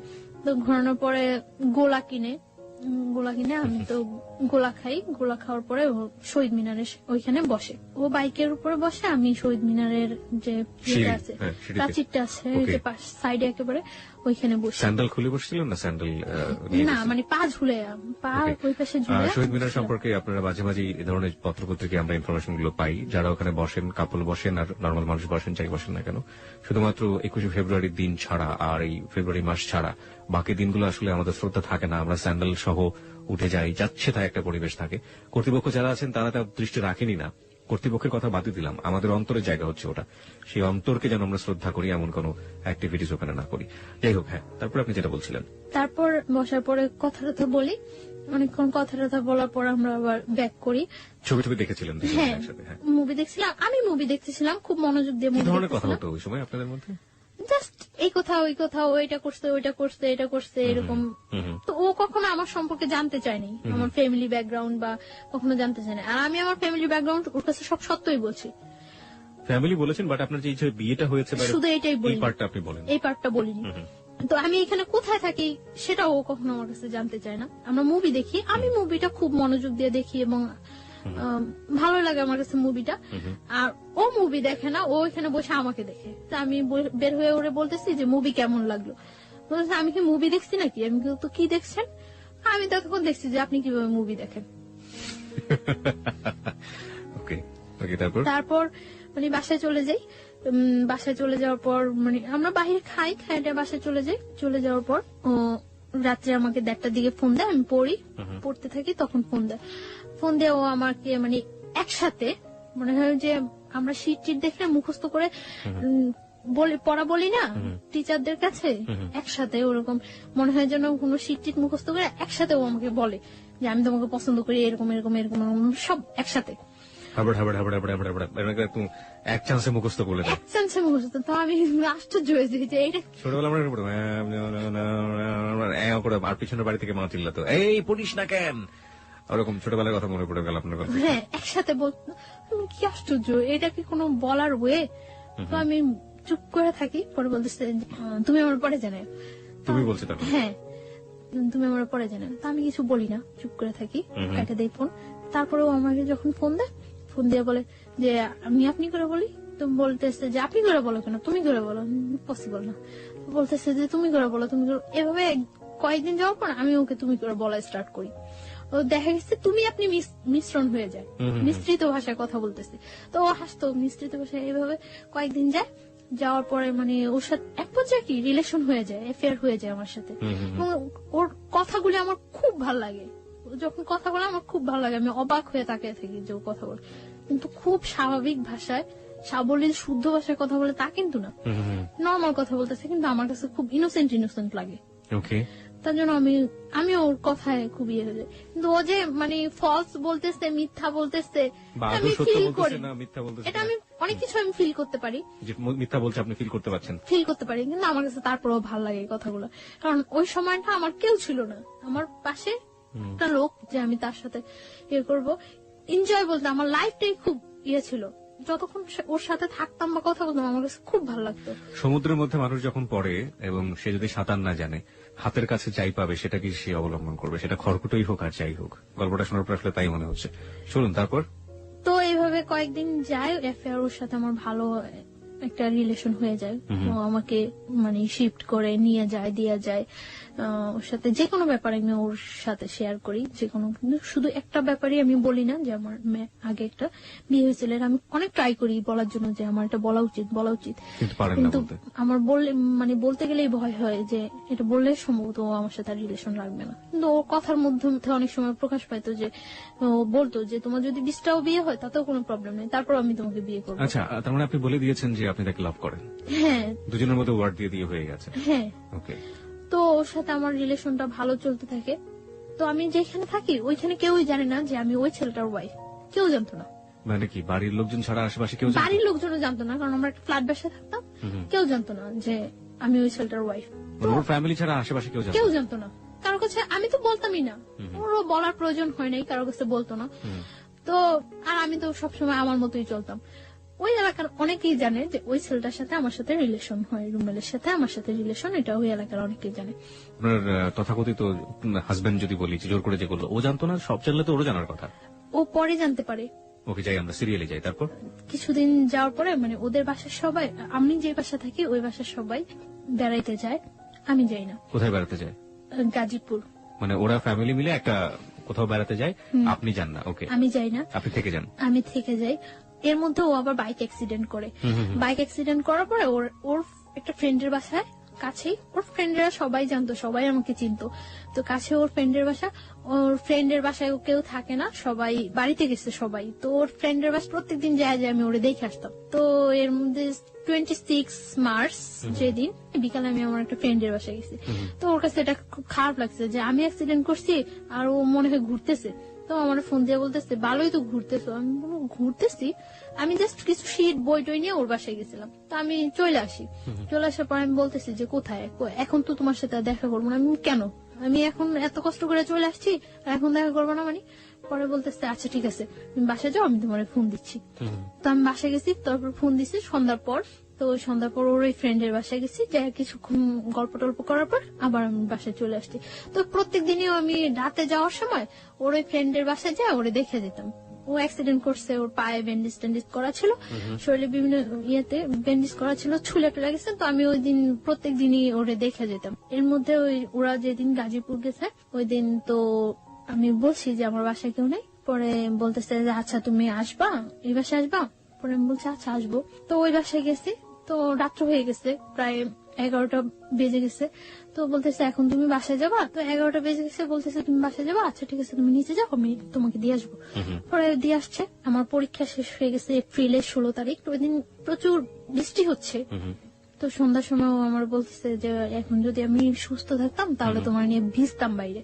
তো আমি বলতেছি আচ্ছা ঠিক আছে, তো এখন কি প্রবলেম, ভিজো। পরেও আমার বলতেছে যে একা একা ভিজতে ভালো লাগে না, তুমি আসবা? আমি বলতেছি আচ্ছা আসবো। কোথায় আসবো? ওদের বাসার সামনে ওর আরেকটা ফ্রেন্ডের বাসা, তুমি ওই বলি সামনে আসো, তোমার নিয়ে আসবো আমরা। পরে আমি গেছি, যাওয়ার পরে ও নিয়ে গেছে ওই ফ্রেন্ডের বাসা। কনস্ট্রাকশনের কাজ চলছে, 5 তলা পর্যন্ত কাজ চলছে এখন।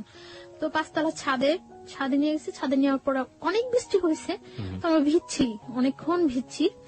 ভিজার পর খুব ভালো লাগছিল, অনেকদিন পর মনে হয় একেবারে একটা রিল্যাক্স, খুব খুব এনজয় করছি আমি। ভিজার পর ঠান্ডা লাগতেছিল। 5 তলাটা যে হচ্ছে ওই রুম গুলোর ভিতরে ঢুকে গেছি। তো ভিতরে ঢুকে গেছি মতন ওর নিচ থেকে একটা তাওয়াল আনানোর ব্যবস্থা করছে, যে ভিজে গেছে ঠান্ডা লাগতেছে। তো একটা তাওয়াল আনছিল মতন মুছে টুছে ওইখানে দাঁড়াইছিলাম। এর মধ্যে কারেন্টটা চলে যায়। কারেন্টটা চলে যাওয়ার পর ওর ফ্রেন্ডরা ওই পাশে থাকে, সামনে থাকে, দেখতেছে যে কেউ আসছে কিনা। আর আমরা এই পাশে দাঁড়ায় কথা বলতেছি। তো আমি কারেন্টটা চলে যাওয়ার পর আমার ভয় লাগে যে আল্লাহ আমি এখানে আসলাম, এতগুলা ছেলে না কি চিনি না জানি না, হয়তো কয়েকদিনের মাত্র পরিচয়, এর চেয়ে কয়েকদিনের রিলেশন, এর চেয়ে কত ডিপ রিলেশন থাকলেও মানুষের জীবনে কত অঘটন ঘটে যায়। কেন আসলাম আমি এখানে? আমি যতটুকু না ভয় পাচ্ছি তার চেয়ে বেশি ভয় ও পাচ্ছে। ও আমাকে প্রচুর ভয় পেতো, এটা আমার কাছে সবচেয়ে ভালো লাগতো।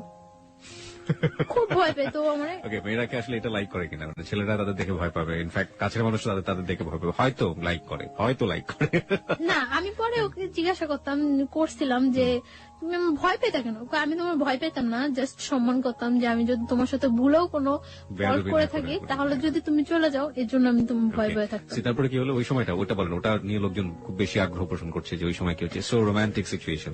তো মানে তাওয়াল নিয়ে আসে, তো তাওয়াল নিয়ে আসে মুছার পর আমি ওখানে দাঁড়াই, আমি ফোনে গান ছাড়ি। ফোনে কোন গানটা ছাড়েন? এমনি গান, মানে অডিও ছেড়ে দেয়, অডিও ছাড়ার পরে গান চলে।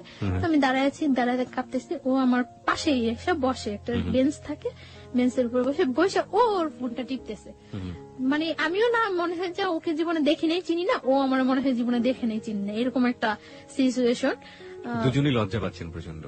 আমি ভয় পাচ্ছি, আমি তো চেহারার দিকে তাকাইতে গেছি না যে ও কি পাইতেছে, ভয় পাইতেছে না হাসতেছে না কাঁপতেছে, আমি এটা দেখতে গেছি না।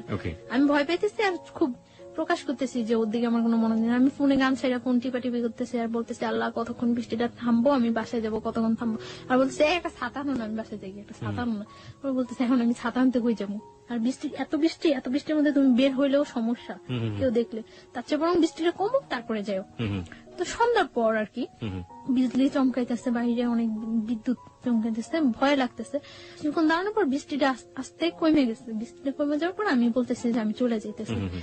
মানে আমি যখন যাচ্ছি তখন আমার হাতে টাচ করছে, এই ফার্স্ট হাতে টাচ করছে। টাচ করে মানে আমার হাতটা ধরে টান দিয়ে বলতেছে আমি জাস্ট তোমার কাছ থেকে ঠিক এতটুকুই চাই, এর বেশি কিছু চাই না। তারপর আমি চলে আসছি বাসায়। চলে আসা 2-3 দিন পরে আরেকদিন সন্ধ্যার পর বের হয়েছি, আমাকে একটা বাসায় নিয়ে গেছে, তাও আরেকটা বাসার ছাদে নিয়ে গেছে। ওকে। ফ্রেন্ডদের অনেক ফ্রেন্ড ছিল, সাঙ্গভঙ্গ ছিল, সবাই ওকে খুব ভয় পেত, সবাই ওরে খুব ভয় পেত, শুধু আমি ছাড়া। সবাই অনেক ভয় পেত, ও বলতো যে তুমি ছাড়া সবাই আমার অনেক ভয় পায়। তো একটু সন্ত্রাসী টাইপের ছিল। তো একটা ফ্রেন্ডের বাসায় নিয়ে গেছে, ছাদে নিয়ে গেছে। তো ওই দিনও ছাদে বসে অনেকক্ষণ কথা টথা বলছি। ওই দিন ওয়েদার খুব ভালো, কথা টথা বলছে অনেকক্ষণ। কথা টথা বলার পরে আমি বাসায় চলে আসতেছি।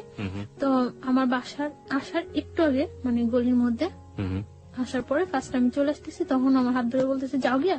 আমি বলছি হ্যাঁ যাই গিয়া। তো তারপর ও মানে আমার হাতটা ধরে টাই না কাছে নিয়ে ফার্স্ট ও আমার কিস করলো, এই ফার্স্ট। এর মধ্যে ওর সাথে আমার কোনো মানে কোনো টাচ বা এ ধরনের কোনো কিছু হয়নি। হ্যাঁ, ফার্স্ট কিস করলো, তো আমিও খুব অবাক হয়ে গেছি যে কি করলো কাজটা, মানে খারাপই লাগছিল। আমি বাসায় আসার পর ওর সাথে আর কথা বলতেছি না, 2 দিন যাবো তোর সাথে কথা বললে। তো পরে সরি বললো, সরি বলার পর আবার আমরা কথা টথা বলতেছি। ও এর মধ্যে কার কাছে যেন শুনছিল যে আমার আগে একটা বিয়ে হয়েছে। তো আমার এই কথা জিজ্ঞাসা করানোর পরে আমি বলছি না হয়নি। প্রথমে আপনি অস্বীকার করেছেন। হ্যাঁ না হয়নি, এরকম কিছু হয়নি। আর আমি ওই বিয়েটা তো মানিই না, আমি কি বলবো যে হ্যাঁ হয়েছে, মানিই না এক কথা। আমি চাইছিলাম যে ওর কাছে সবকিছু ক্লিয়ারলি বলার জন্য, বাট আমি ওরকম কোনো ইয়ে পাইতেছি না যে বললে ও থাকবো না থাকবো। এটা মানে ওকে নিয়ে আপনার মনের মধ্যে একটা ইয়েও হয়ে গেছে যে ও চলে গেলে আপনার জন্য সাস্টেন করাটা খুব কঠিন হয়ে যাবে। হ্যাঁ। আর একই সাথে আপনি খুব তোলাচলের মধ্যেও আছেন যে বলবেন কি বলবেন না। বলবো। তারপর ও আমার বলতেছে আচ্ছা ঠিক আছে তাহলে তুমি আমার সাথে বাইরে যাবা। আচ্ছা যাবো। মানে তখন ও যেটা বলে আমি ওইটাই রাজি, ও যেটা বলে আমি ওইটাই রাজি। বলছে আচ্ছা ঠিক আছে যাবো। তো কোথায়? আচ্ছা কক্সবাজার। আমি বলছি আচ্ছা ঠিক আছে যাবো, আগে বিয়ে করতে হবে। আপনি বললেন ওকে যে আগে বিয়ে করতে হবে? হ্যাঁ, বিয়ে না করলে আমি তোমার সাথে কক্সবাজার যাবো কেন? আশ্চর্য, তুমি কে? আর তোমার সাথে আমার যতটাই রিলেশন হোক এত দূরে যাওয়া তোমার সাথে কখনো পসিবল না। তখন আমি জানতে পারি যে ও পড়াশোনা করে না। কিভাবে জানলেন? ও নিজে থেকেই মানে ওর বিয়ে করার বিয়েতে আগ মুহূর্তে সবকিছু বলে দিয়েছে? না ওর বিহেভে আস্তে আস্তে ফিল হয়েছে যে ও পড়াশোনা করে না। তারপর ও স্বীকারও করছে যে ও পড়াশোনা করে, নিজে থেকেই বলছে। কোন ক্লাস পর্যন্ত পড়েছে নাকি একেবারেই পড়েনি? 9 পর্যন্ত নাকি পড়ছে। তারপর এই কথা হয় যে বিয়ের পর কক্সবাজার যাব। আচ্ছা ঠিক আছে। তো ও রাজি হয়, আমিও রাজি হই। তারপর আমরা একটা মসজিদে কিছু ফ্রেন্ড সময় একটা মসজিদে হুজুরের মাধ্যমে বিয়ে করি। এবং আপনি তখনও জানালেন না যে আপনি বিবাহিত? না, তখন আমি জানাইনি যে আমি বিবাহিত। তো তখন ও শুনে একটু শুনে। তো ওর বাসা থেকে আমার বাসাটা ডিফারেন্স ছিল, আমি যে ছিলাম মাঝখানে 2টা বাসা। তো আমার মনের মধ্যে সবসময় এটা হতো যে ও যেহেতু আমাকে পছন্দ করে, আমার সাথে ওর অ্যাফেয়ার, ওকে আমার সম্বন্ধে খোঁজ খবর না নিছে, আর তাহলে ও কেন বলে এটা যে হ্যাঁ তোমার বিস্টে বিয়ে হলো আমি তোমাকে বিয়ে করবো। একটা প্রস্টিটিউট গালে রেখে কেউ বিয়ে করে ভালো করে না? তো ও সবসময় এই কথাগুলি বলতো, তার জন্য আমার মনের মধ্যে আরো হতো যে ও সম্ভবত জানে। তারপর হুজুর আমাদের বিয়ে পড়ানোর পরে কাগজ টাগজ সবকিছুই হয়। বিয়ের পর আমরা কক্সবাজার যাই, আমি ওর সাথে কক্সবাজার যাই। ও তখন আমাকে বিলিভ করে না, জাস্ট করে ঠিক আছে। ওর মনের মধ্যে একটা থাকে যে ওর অনেক শত্রু থাকে, থাকে যে আমি ওর কোনো ক্ষতি টুতি করার জন্য কেউ আমাকে সেট টেট করলো নাকি। আচ্ছা আমাকে একটু বলেন তো, আপনি যে এত বড় একটা রিস্ক নিলেন, আপনার আগের যে হাজবেন্ড ছিল, হাজবেন্ড আসলে আপনার দিক থেকে না হলো তো যে কাগজে কলমে হয়ে গিয়েছে আপনার সাথে, হাজবেন্ড জোর করেই করেছে, তো সেও তো ব্যাপারটা জানে না তখনও? না, জানে না। তো আপনার কি মনে হয়নি কখনো যে আপনি যে রিস্কটা নিচ্ছেন, যে ঝুঁকিটা নিচ্ছেন, এটা এক ধরনের আপনাকে ডিজাস্টার করে দিবে বা একটা বড় ধরনের সমস্যায় ফেলবে? আমার তখন ওর ছাড়া আমার মাথার মধ্যে কিছুই ছিল না। আর ও যেটা বলতো আমি ওটাই হ্যাঁ, ও যেটা বলতো না করতো ওইটা না। এবং আমার সবসময় ছিল যে যাই হোক আমার ওকে প্রয়োজন আমার। এবং যেটা হয়েছে যে আপনার আশঙ্কা হয়েছে যদি আমি বলি আমি বিবাহিত, যদি ওকে হারাই, এবং সেই কারণে আপনি গোপন করে গেছেন, তাই তো? গোপন করে গেছি। ওকে, যান। তারপর আমরা কক্সবাজার যাওয়ার জন্য বাসে উঠি। বাসে উঠার পর ও আমার ফোনটা নিয়ে অফ করে দেয়, কারণ ওর মনের মধ্যে একটা শঙ্কা থাকে যে কেউ আমাকে আবার ওর কাছে পাঠাইলো নাকি, সেট করলো নাকি। কারণ ও বিভিন্ন সাইডে ও অ্যাডজাস্ট। ওকে। তার জন্য মানে আমি ওগুলো কিছুই জানতাম না যে ও আচ্ছা, বিভিন্ন সাইডে অ্যাডজাস্ট। সুতরাং ওর মনে আশঙ্কা হয়েছে যে কোনোভাবে গোয়েন্দাগিরি করুক বা কোনো ধরনের ক্ষতি করার জন্য ওকে ইনভলভ করে দিল কিনা, হ্যাঁ এই ধরনের। তার জন্য ও তখন মানে কাবিন করে ইয়ে করে নেই, রেজিস্টার করে ইয়ে করে বিয়েটা করেনি, শুধুমাত্র মসজিদে গিয়ে বিয়েটা করেছে। হুজুর দিয়ে ইয়ে করে বিয়ে করছে যে ও কক্সবাজার যাওয়ার পর শিওর হবে ওকে, যে ও কোনো ক্ষতি তো- করবেন না আপনি। হ্যাঁ, আমরা বাসে যাই, যাওয়ার পরে তো তারপর হোটেলে উঠি। দিন আমরা বিকালে সি বিচে ঘুরি, সি বিচে ঘুরে আসার পর রাত্রে ওর সাথে আমার কথা হয়। মানে তখন তো আমরা হাজবেন্ড ওয়াইফ, জি। শরীয়ত মতে হাজবেন্ড ওয়াইফ। তো ফার্স্ট রাত্রে কথা, অনেকক্ষণ কথাটাতে হওয়ার পর তারপর খুব জার্নি করে যাই তো, প্রায় মানে যেখানে আমরা কক্সবাজার পৌঁছানোর কথা সকালে, ওইখানে আমাদের প্রায় 3:30 4টা বেজে যায় Okay. কক্সবাজার পৌঁছাতে, এবং যাওয়াটা খুব জার্নি হয়ে যায়, এবং যে পথের মধ্যে বাস নষ্ট হয় অনেক, তার জন্য মানে তোকে সময় লেগে যায় অনেক। হ্যাঁ, হ্যাঁ তারপর? খুব ক্লান্ত লাগে, তো আমরা শুয়ে পড়ি। এর মধ্যে ফার্স্ট আমার সাথে রিলেশন, ফিজিক্যাল ইন্টিমেসি বা যেটা বলি শারীরিক সম্পর্ক হয়। তো মানে আমি ওটার জন্য এটাই ছিল আপনার জীবনের first First. Physical relationship, right? Okay. তো আমি ওটার জন্য প্রস্তুত ছিলাম না, কেন প্রস্তুত ছিলেন না? এটা আমার মনের মধ্যে এরকম কিছু ছিল না। ইনফ্যাক্ট আপনি একজনকে বিয়ে করেছেন, আপনি তারপর মনের মধ্যে থাকবে না, ব্যাপারটা কেমন হয়ে গেল না? না, আমি এইভাবে চাচ্ছিলাম না। কিভাবে যাচ্ছিলেন? আমি জাস্ট ওর সাথে হ্যাঁ কোনো সম্পর্ক ছাড়া আমার একটা মেয়ে ওর এত দূরে যাওয়া ঠিক না, তার জন্য আমি ওরে বলছি যে হ্যাঁ বিয়ে পরে তারপরে যাব। বাট এইভাবে আমার কোনো ইয়ে ছিল না।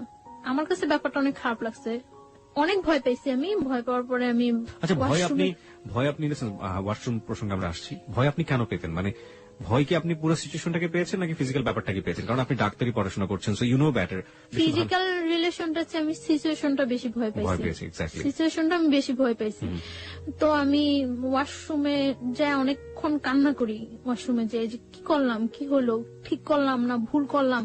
আমার মনের মধ্যে সবসময় একটা কনফিউশন থাকতো যে আমি কাজটা কি ঠিক করছি না ভুল করছি। তো ও বুঝতে পারে যে আমি ওয়াশরুমের মধ্যে কান্না করতেছি। তো আমি অনেকক্ষণ পর যখন দরজা নক করার পর আমি ওয়াশরুমের দরজা খুলি, তো ও আমার টাওয়াল দেয়। তারপর আমি ফ্রেশ ট্রেশ হয়ে ভিতরে এসে দেখতেছি যে ও হাত কেটে অনেক ব্লাড ইয়ে হয়েছে। তো আমার কাছে আবার অনেক খারাপ লাগে যে ও হাতটা কাটলো আমার জন্য, আমি এই সিনটা তো না করলেও পারতাম না। আমি বুঝতেছিলাম না যে আমি কি করছি, কি করা উচিত, বা আমি ভুল করতেছি না ঠিক করতেছি। শুধু আমার এর মধ্যে আমি একটা জিনিস ফিল করি যে আমি কোনো কিছু না করলে হয়তো বা ও আমার ছেড়ে চলে যাবো। ওকে। আর ভয় পাইছি, এতটা দূরে গেছি, কখনো যাই নাই ওইখানে, কাউকে চিনি না, তার জন্য অনেকটা ভয় পাইছি। তো তারপর খাবার নিয়ে আসার পর ও নিজে আমার খাওয়াই দেয়, খাওয়াটাও দেওয়ার পর মানে আমার ইয়ে করে যে সরি তুমি যে এরকম কান্নাকাটি করবো আমি বুঝি নাই, এটা করে তারপর ইজি হয়ে যায়।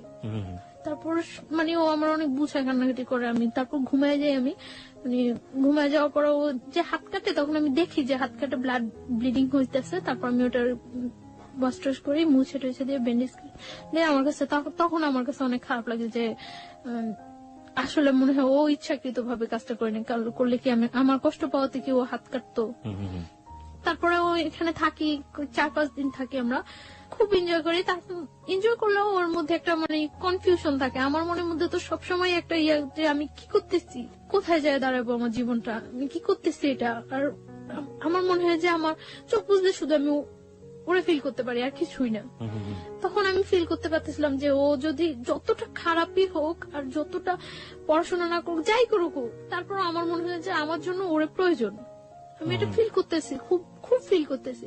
হ্যাঁ, আমি দেখি যে ও খুব কান্নাকাটি করতেছে। তো আমি ওরে জিজ্ঞাসা করি যে কেন কান্নাকাটি করতেছো। তখন ও আমার বলতেছে যে আমি তোমার অনেক লাভ করি, অনেক ভালোবাসি, কিন্তু বাট যদি আমি তোমার না পাই এজন্য অনেক কান্নাকাটি করে ও, যে আমি তো আমার ফ্যামিলির কিছুই জানিনি যে এরকম ইয়ে করতেছি। এর মধ্যে আমরা হিমছড়ি, মহেশখালী অনেক জায়গায় ঘুরি, খুব এনজয় করি। তার মধ্যে আমার মনের মধ্যে সবসময় একটা ও আমার জিজ্ঞাসা করতো কি চিন্তা করো তুমি, এত কি চিন্তা করো, এত কি চিন্তা করো। তারপর আমি বলতে পারতাম না যে আমি এই ব্যাপারটা চিন্তা করতেছি। আমার মনের মধ্যে সবসময় ইয়ে হতো যে ও আমার ছেড়ে চলে যাবো তাহলে। তো তারপর আমরা ঢাকা চলে আসি। আসার সময় সারা বাসের মধ্যে আমি মানে খুব আমার পেইন ফিল হইতেছিল, পেটে অ্যাবডোমেনাল পেইন হচ্ছিল, আমার পেট ব্যথা করতেছিল প্রচুর। কেন যেন আমার খুব খারাপ লাগতেছিল এবং আমার মনে হইতেছিল যে আমি জীবন থেকে মনে হয় অনেক কিছু হারাই ফেলতেছি। আস্তে আস্তেই মানে সারা রাত্র আমি ইয়ে করি যে আমি আর ওই বাসায় থাকবো না, যে যেভাবেই হোক আমার এই ওকে পাইতে হলে আমার এই ওয়েটা থেকে বের হয়ে আসতেই হবে যেভাবেই হোক। আমি কক্সবাজার যাওয়ার পরেই ওই ছেলেটা জানে যে আমি ওর সাথে কক্সবাজার গেছি বা ওর সাথে আমার রিলেশন। শুনে তখন যে মানে দারোয়ান, তারপরে এলাকার লোকজন বলে যে আপনাদের বাসায় যে মেয়েটা আছে ওই মেয়েটার সাথে তো ওই ছেলেটার সাথে রিলেশন। ওকে। তখন ও সবাই পাবলিশ করতে থাকে যে আমি ওর ওয়াইফ, এটা পাবলিশ করতে থাকে। তখন আমি কিছুই জানি না। তো আমি আসার পর আমি তো সকালবেলা আসি, সকালবেলা এসে আমি দুপুরে এই বাসা থেকে বের হয়ে আসি। আপনার আগের হাজবেন্ডটা এখন পাবলিশ করতে শুরু করলো যে আপনি তার ওয়াইফ। বের হয়ে এসে আমি ওরে ফোন দিই যে আমি বাসা থেকে বের হয়ে আসছি। পরে বলতেছে কেন তুমি বাসা থেকে বের হয়ে আসছো? আমি বলতেছি যে আমার পক্ষে ওই বাসা থাকা সম্ভব না। তখন আমি কিন্তু বলি নাই, শুধু একটু বলছি যে আমার পক্ষে ওই বাসা থাকা সম্ভব না। তো আসার পরে ও বলতেছে তাহলে এখন কোথায় যাবা? অনেক মানে ঘুরতেছি আমরা, কোথাও থাকার জায়গা ম্যানেজ করতে পারতেছি না। কি আসছে রুমেল? হ্যাঁ, পরে আমরা ইয়ে করলাম, আমি আমার খালার বাসায় চলে যাই। তখন আমি ওরে প্রেশার ক্রিয়েট করতে চাই যে তুমি তোমার ফ্যামিলিতে জানো, তুমি তোমার ফ্যামিলিতে জানো। যেহেতু আমাদের মধ্যে রিলেশন হয়ে গেছে, বিয়ে হয়ে গেছে, সবকিছু হয়ে গেছে, তো তুমি তোমার ফ্যামিলিতে জানো। তো প্রেশার ক্রিয়েট করার পরে ওর বোনেরে জানায়। তো বোনেরা জানানোর পর ওর বোন আমার সাথে দেখা করার কথা বলে। তো ও এটা বলে না যে বিয়ে হয়ে গেছে, এটা বলে না, জানতো যে পছন্দ করে। তো আমার ওর বোনের কাছে নিয়ে যায়, দেখা টাকা হয়, কথা টথা হয়। পরদিন 15ই জুন ওর বার্থডেতে ওর বোনের বাসা আমাকে ইনভাইট করে। ইনভাইট করার পর আমি ওর বোনের বাসায় যাই। সবাই খুব ইজি মাইনা নেয়, সবাই বুঝে না আসলে যে রিলেশনটা এত ডিপলি, এটা কেউ বুঝে না, মনে করে যে হয়তো বা থাকবে কি থাকবে না, ফ্রেন্ডশিপ আছে, গার্লফ্রেন্ড বয়ফ্রেন্ড মাইনে নেয় ইজিলি। তো ওর বোনের বাসায় যাওয়ার পর ওই বাসায় দুপুরে আমি লাঞ্চ করি। লাঞ্চ করার পর বিকালে ওর বোনের হাজবেন্ড, ওর যে দুলাভাই, ইয়ে করে না, সাপোর্ট করে না। তো বিকালে আমি কেক টেক কাটার পর সন্ধ্যা রাত্রেও আমার দিতে আসে। তো দিতে আসার পর আমার খালতো ভাইয়ের সাথে ওর ইন্ট্রোডিউস হয়। ইন্ট্রোডিউস হওয়ার পর আমার খালতো ভাই ফিল করে যে এটা হলো কারণ যে ওই বাসা থেকে কেন চলে আসছে। আমার খালতো ভাইয়ের সাথে আমার আগে যে হাজবেন্ড ছিল ওর সাথে খুব ভালো রিলেশন ছিল। আমার খালতো ভাই করে কি ব্যাপারটা আমার ফ্যামিলিতে জানিয়ে দেয়। আমার বাড়ি থেকে আমাকে ইমিডিয়েট বাড়িতে যাওয়ার জন্য ফোন করে, আমার আব্বু অসুস্থ বলে। তা আমি বাড়িতে যাই। এই গেলেন কতদিন পরে গেলেন? 1 বছর 4 মাস। ওকে। আপনার ফার্স্ট হাজবেন্ড যাকে বলছেন আপনি, সে এই ঘটনার পর থেকে কোনো সিন ক্রিয়েট করেনি? কারণ সে তো সন্ত্রাসী ছিল এক ধরনের। ও তো মানে গ্রামে থাকতো, শহরে ওর প্রভাব নেই। ও মানে খুব ঠান্ডা মাথায় ইয়ে করতো, কাজগুলো করতো, কোনো মানে ইয়ে করতো না, ও ইয়ে করছে যে একই এলাকার মধ্যে যখন ঘটনা, তো আমি যদি এটা পাবলিশ করে দিতে পারি ও আমার ওয়াইফ, তাহলে ও এখানে কখনো এস্টাবলিশড হতে পারবে না। কক্সবাজার যাও কিছুদিন আগে হঠাৎ করে ও যখন মানে আস্তে আস্তে শুনতে থাকে, তখন ও ওই ফ্ল্যাটটা ছেড়ে দেয়। ফ্ল্যাটটা ছেড়ে ওর মাকে বাড়িতে পাঠিয়ে দিয়ে একটা টিন শেড বাসা নেয় ওইখানেই, টিন শেড বাসা নেয়। তো ওই বাসায় আমার ওর সাথে উঠতে এখন বাধ্য। ওই বাসায় উঠি, এক রুম বাসা, তো মানে যাতে সবাই জানতে পারে যে আমি ওর ওয়াইফ, এরকম একটা ইয়ে করে। ওই বাসা আমার মনে হয় 7-8 দিন থাকা হয়। তারপর তো আমি কক্সবাজারে চলে যাই। কক্সবাজার যাই আমি 6 তারিখ, আসি আমরা 12 তারিখ। তো আপনি যেটা বলছিলেন যে আপনার বাবার বাসায় গেলেন 1 বছর 4 মাস পর, সেখানকার থেকে আমরা শুরু করেন? না, আমার বাড়ি থেকে ইয়ে করে যে আমার আব্বু অসুস্থ, বাড়ি যাওয়ার জন্য বলে যে আমার কাকা, আমার যারা আছে সবাই বাড়ি যাচ্ছে। তো আমি কয়েকজনের কাছে ফোন দিই, কেউই জানে না আমার আব্বু যে অসুস্থ। তারপর মানে হঠাৎ করে শুনে আমি আর ইয়ে করতে পারি না, আমি আচ্ছা ঠিক আছে আমি আসবো। তো কিছুক্ষণ পর আবার সবাই ফোন দিয়ে বলতেছে হ্যাঁ তোমার আব্বু অসুস্থ। তো আমার কাছে ব্যাপারটা খুব ইয়ে লাগে। তা আমি ওরা বলতেছি যে আমার এইভাবে বাসায় বাড়িতে নিয়ে যেতেছে, আমি ওর সাথে হোস্টেল খুঁজতেছি তখন। তো বাড়িতে যেতে হবে, আমি বাড়ি যাওয়ার জন্য দুপুরে আমরা ওর কাছ থেকে বিদায় নিয়ে আসতেছি। ও রাস্তার মধ্যে দাঁড়ায় কান্না করতেছে, আমি চলে আসতেছি, ও কান্না করতেছে। আমার কাছে খুব খারাপ লাগতেছে তখন যে সেই জানুয়ারি মাস থেকে ওর সাথে আমার ইয়ে হইতেছে, কিন্তু কখন আমি একটা দিন মনে হয় ওরে ছাড়া ওর সাথে আমার দেখা হয়নি, এরকম ইয়ে যায়নি।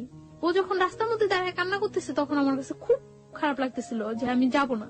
তারপর আমি বাড়িতে যাই। যখন আমি লঞ্চে উঠি, লঞ্চে উঠার পর মানে কিছুটা যাওয়ার পর আমি জানতে পারি যে আমার খালতো ভাইটা ফিক করে আমাকে বাড়িতে নিয়ে যাচ্ছে। তখন আমার মানে লঞ্চের মধ্যে বলতেছে যে তুই যে কাজটা করছো কাজটা কি ঠিক? আমার খালতো ভাইটা আমার ইমিডিয়েট 6 মান্থের ছোট। তো ও যে আমাকে লাইক করতো, পছন্দ করতো, সেটা আমি কিছুই জানতাম না। আমি হঠাৎ দেখতেছি ও আমার পা ধরে বলতেছে যে আমি তোর অনেক ভালোবাসতাম, তুই যে এই কাজটা করবে আমি কখনো বুঝিনি। হ্যাঁ, আশ্চর্য হয়ে যায় যে ওকে কি বললো এটা। পরে আমি বলছি কি কাজ? পরে বলছে তুই এইরকম একটা ছেলের সাথে ইয়ে করতেছিস, করতেই পারি, এটা আমার লাইফ। আপনার কি ফার্স্ট লাইফটা সম্পর্কে জানতো না? যে হ্যাঁ জানতো। তারপরে এবং ফার্স্ট লাইফটা আমার যতটুকু যতটুকু মানে সাপোর্ট করার ও আমার তখন করতো, যে এইভাবে এইভাবে তুই বাইরে আসবি ওইখান থেকে, এইভাবে এইভাবে ইয়ে করবি। ওর সাথে আমার সাথে জাস্ট একটা ফ্রেন্ডের মতো ছিল আমার খালতো ভাইটার সাথে আমার সাথে। ওকে, যখন দেখলো যে আপনি বাইর হয়েই গেছেন অন্য একজনের সাথে, তখন কি সে আপনার পা ধরতেছে যে না তুই এটা করতে পারবি না? ওকে, হ্যাঁ, এবং আমার ফার্স্ট লাইফের মানে যত সমস্যাগুলি সিনক্রেট করছি আমি ওই বাসায়, সবটা ওর ইয়াতে করছি। ওকে, লেট মি, আমার মনে হয় গল্পটা অনেক জটিল হয়ে গেছে আমাদের শ্রোতাদের কাছে, আমি একটু পরিষ্কার করে দিতে চাই। বন্ধন ব্যাপারটা হচ্ছে এরকম যে প্রথম যে ঘটনাটা ঘটেছে তার জীবনে, ছায়ার জীবনে, সেটা তো আপনারা জানেনই যে জোরপূর্বক, এবং জোরপূর্বক ওর কোনো যাওয়ার কোনো গতি ছিল না, এবং যে কারণে সে ওই ছেলের সাথে এতদিন পর্যন্ত থেকেছে, ওই বাসায় থাকতে হয়েছে তার। এই থাকা অবস্থায় সে তার খালাতো ভাইয়ের কাছ থেকে ফুল সাপোর্টটা পেয়েছে, এবং খালাতো ভাই বলেছে কিভাবে কিভাবে বাসা থেকে বের হয়ে আসবি, কিভাবে কিভাবে তুই আমার এই কাজটা করবি, ওই কাজটা করবি, এটা ফুল সাপোর্টটা সে পেয়েছে। যখন ছায়া একটা ছেলেকে নিয়ে স্বপ্ন দেখছে এবং একটা ছেলেকে নিয়ে অলরেডি বের হয়ে গিয়েছে, ঠিক সেই মোমেন্টে খালাতো ভাই তাকে ওইখান থেকে সরিয়ে নিয়ে আসার চেষ্টা করছে, কারণ খালাতো ভাইয়ের উদ্দেশ্য ছিল তাকে ওইখান থেকে সরিয়ে নিয়ে আসা, এবং খালাতো ভাই তাকে লাভ করতো। ঘটনার ইকুয়েশনটা এখন এরকম। চলুন তারপর মানে ওর কথাগুলো শুনে আমি সব অবাক হয়ে গেছি। ও বলতেছে যে তুই যে কাজটা করছো, যে ছেলেটার সাথে তোর অ্যাফেয়ার, তোরা কখনো ইয়ে করবো? পরে আমি বলতেছি হ্যাঁ করবো। তখনও কিন্তু ও জানে না যে আপনি ম্যারিড। না, তো আমি বলতেছি যে হ্যাঁ করবো। পরে বলতেছে যে, পরে ওর সাথে আমার সাথে অনেক কথা কাটাকাটি হয়। কাটাকাটি হওয়ার পরে তো সকালবেলা বাড়ি যেয়ে আমি ওর অনেক রিকোয়েস্ট করি যে তুই বাড়িতে কাউকে এই কথাটা বলবি না, বাড়িতে কাউকে এই কথাটা বলবি না। পরে আমি বাড়িতে যাওয়ার পর ও সাথে সাথেই ব্যাপারটা আমার বোনের সাথে শেয়ার করে, এবং আগে থেকেই হয়তো ওই যে রাত্রে ওর সাথে ইন্ট্রোডিউসটা আমার মনে হয় রাতেই ফোনে ও ব্যাপারটা শেয়ার করছিল, এবং শেয়ার করার পরেই বাড়ি থেকে আমাকে নিয়ে যাওয়ার জন্য ইয়ে হয়েছে। আমি বাড়িতে যাওয়ার পরে আমার জিজ্ঞাসা করে যে এরকম যে সত্যি তোর সাথে ওই ছেলের সাথে রিলেশন? পরে আমি বলি যে না, আমার সাথে এরকম কোন ছেলের সাথে, কারণ আমি জানি যে ওইখান থেকে আমার আসতে হলে এটা আমার যেভাবে হোক চাপাই যেতে হবে। তো তারপরে কি করে আমার ফোন থেকে ওই নাম্বারটা, রুমেলের নাম্বারটা আমার বাড়ির সবাই সেন্ড করে দেয়, এবং তখন বাড়ি থেকে রুমেলের ফোন দেয়। ফোন দিয়ে রুমেলের বলে যে তুমি কি জানো ওর যে আগে একটা বিয়ে হয়েছিল? মানে আমার বাড়ি থেকে ইয়াটা ছিল এরকম যে আমার আগের হাজবেন্ডের সাথে কাট করে এখান থেকে আমাকে একেবারে নিয়ে যাবে, এবং নিয়ে যাওয়ার পরে যে আমি বাইরে যাই, কিছু বাইরে ইয়ে করে আসবো, আসার পর এস্টাবলিশড ভাবে ইয়ে করার জন্য। কিন্তু আমার খালতো ভাই ওটা ইয়ে করে যে ওই ছেলেটা পড়াশোনা করে না, বা দেখতে ইয়ে না, দেখতেও ততটা ইয়ে না, রুমেল ঢাকার ছেলে, তার জন্য সব দিক দিয়ে ওকে ডিসলাইক করানো, মানে আর আমার খালতো ভাইটা সবাই খুব পছন্দ করে, আমার ফ্যামিলি ছাড়াও সবাই খুব পছন্দ করে ওরে। আমি ওরা অনেকবার রিকোয়েস্ট করছিলাম যে তুই বাড়িতে পড়বি না। ও কি করছে, বাড়িতে যা ফোন নাম্বারটা দিয়ে দেওয়ার পর রুমেলের ফোন করছে। আমার মা ফার্স্ট ফোন দেওয়ার পর রুমেল ফোন রিসিভ করার পরে বলতেছে আমি মানে আমার আগের হাজবেন্ডের বলতেছে যে আমি ওই লোকটার শাশুড়ি। তো অবাক হয়ে গেছে যে কি বলতেছে। তো ও মা বলে কথা বলছে, কথা বলার পরে মানে আমার বাড়ি থেকে বলেছে যে আমি ম্যারিড। তো আমার জিজ্ঞাসা করছে যে তুমি কি সত্যি ম্যারিড? পরে আমি বলছি না, আমি ম্যারিড না। কখন আমি বিশ্বাসই করি না যে আমি বিয়ে করছি, বা আমার এরকম আমার ইয়ে ছিল যে ওরা আমি সবকিছু একদম সুন্দরভাবে বুঝাই বলবো। এইভাবে বললে তো পরে বলতেছে যে সত্যি তুমি ম্যারিড না? আমি একটু গিয়েছিলাম যে আমি যে কাজটা করিনি আমার পক্ষ থেকে, এটা রিলিজিয়াস পার্সপেক্টিভে এটা বিয়ে না, এটা হওয়া সম্ভব না, এবং কোনোভাবেই আমার মনের মধ্যে এইটুকু গিয়েছিল যে আল্লাহ আমাকে কখনো এর জন্য শাস্তি দিব না, কারণ আমি তো ইচ্ছাকৃত ভাবে কিছু করিনি। তো বলছে আচ্ছা ঠিক আছে। পরে আমি পরদিনই আমি বাড়ি থেকে খুব তোড়জোড় করে আমি ঢাকা আসতেই হবে, পরদিনই আমি চলে আসি ঢাকা। এক কথায় পালাই চলে আসি ঢাকা, বাড়ি থেকে পালাই চলে আসি, দুপুরবেলা পালাই চলে আসি। আসার পর পরদিন সকালে আসি, আসার পরে আমার মনের মধ্যে কেনই যেন একটা এক্সট্রা সাহস হয়ে গেছিল যে আমি তো এই কাজটা করিনি, তো আমি অন্তত আল্লাহর সাপোর্টটা তো কম। তো আমার তখন বলতেছো মিথ্যা হলে কিন্তু তুমি পাগল হয়ে যাবে, এটা হইব ওইটা, কিচ্ছু হবে না, আমার কিচ্ছু হবে না। এইভাবে বলিনি যে আমার বিয়ে হয়নি, আমি ওরে বলছি যে না আমি কাউকে বিয়ে করি নাই। Okay, this is the note of line. ও বলেছেন আমি কাউকে বিয়ে করি নাই। আমি কিন্তু এটা বলতে পারতাম যে আমি আমার বিয়ে হয়নি, আমি কিন্তু এটা বলিনি। আমি বলছি যে আমি কাউকে বিয়ে করি নাই, কারণ আমি ওই রেখে দিছি যাতে আমি ওরে বলতে পারি পরে। তারপর ও বিলিভ করার পর আমার হোস্টেলে উঠায় দেয়। ওই দিনই হোস্টেলে উঠায় দেওয়ার পরে আমি তখন আমার কলেজ অফ, পড়াশোনা থেকেও আমি অনেকটা ইয়ে হয়ে গেছি। আমি তো ওর সাথে ঘুরতেছি, ইয়ে করতেছি, খুব এনজয় লাইফে। মানে ওরা আমার মতো হ্যাপি পারসন নেই। ও মানে এতটা ভালো হয়ে গেছে, ওর আগে যে অ্যাডিক্টেড ছিল, নেশা করতো, ওগুলো সব ছাড়িয়ে দিতেছে। কি নিত আমাকে একটু বলেন তো সম্পর্কে, ও কি ধরনের নেশা করতো? ও আগে ইয়াবা নিত, ইয়াবা নিত। এমনিতে ও সব প্রকার নেশা করার ওর অভ্যাস আছে। আচ্ছা, আর এমনিতেই ওর যেটা বলছিলেন যে সন্ত্রাসী টাইপের ছিল, মানে কোনো ঝামেলা ছিল? হ্যাঁ, ও বলছিল আমারে যে ওর আউটসাইডে কিছু প্রবলেম আছে। সেগুলো কি আপনি জানেন? হ্যাঁ, আমি জানি। ওকে, মানে you want to share with us or not? Not. আপনি শেয়ার করতে চাচ্ছেন না? না। আমরা ধরে নিচ্ছি ও যাকে ভালোবাসে রোমেল, সে এমন একটা জগতের সাথে জড়িত যেটার সাথে আসলে সাধারণ মানুষের ভালো চোখে দেখার কথা না, কিন্তু ও যে জায়গাটা থেকে রোমেলকে দেখে সেই জায়গাটা অনেক পবিত্র একটা জায়গা। আমরা সেই জায়গাটা থেকে দেখতে চাই রোমেলকে, এবং ও চেষ্টা করে যাচ্ছে রোমেলকে ভালো করার জন্য, এবং রোমেলও সেই জায়গাটা থেকে ভালো হওয়ার জন্য নিজেকে পরিবর্তন করার চেষ্টা করছিল। আমরা এই পজিটিভ জিনিসটাকে হাইলাইট করতে চাই। চলুন তারপর। তো দেখা যেত আগে প্রচুর পরিমাণে স্মোক করতো। যখন আমার সাথে এরকম ডিপ রিলেশন যাচ্ছে, ও তখন দিনে 2-3টা সিগারেট খাচ্ছে, মানে তাও আমাকে বলে বলে খাচ্ছে। না, আমি চাচ্ছি যে ওর লাইফটা আমি এইভাবে ইয়ে করে দেব যাতে ও কখনো এটা ইয়ে করতে না পারে যে আমি আগে একটা বিয়ে হয়েছে তার জন্য ও আনহ্যাপি না।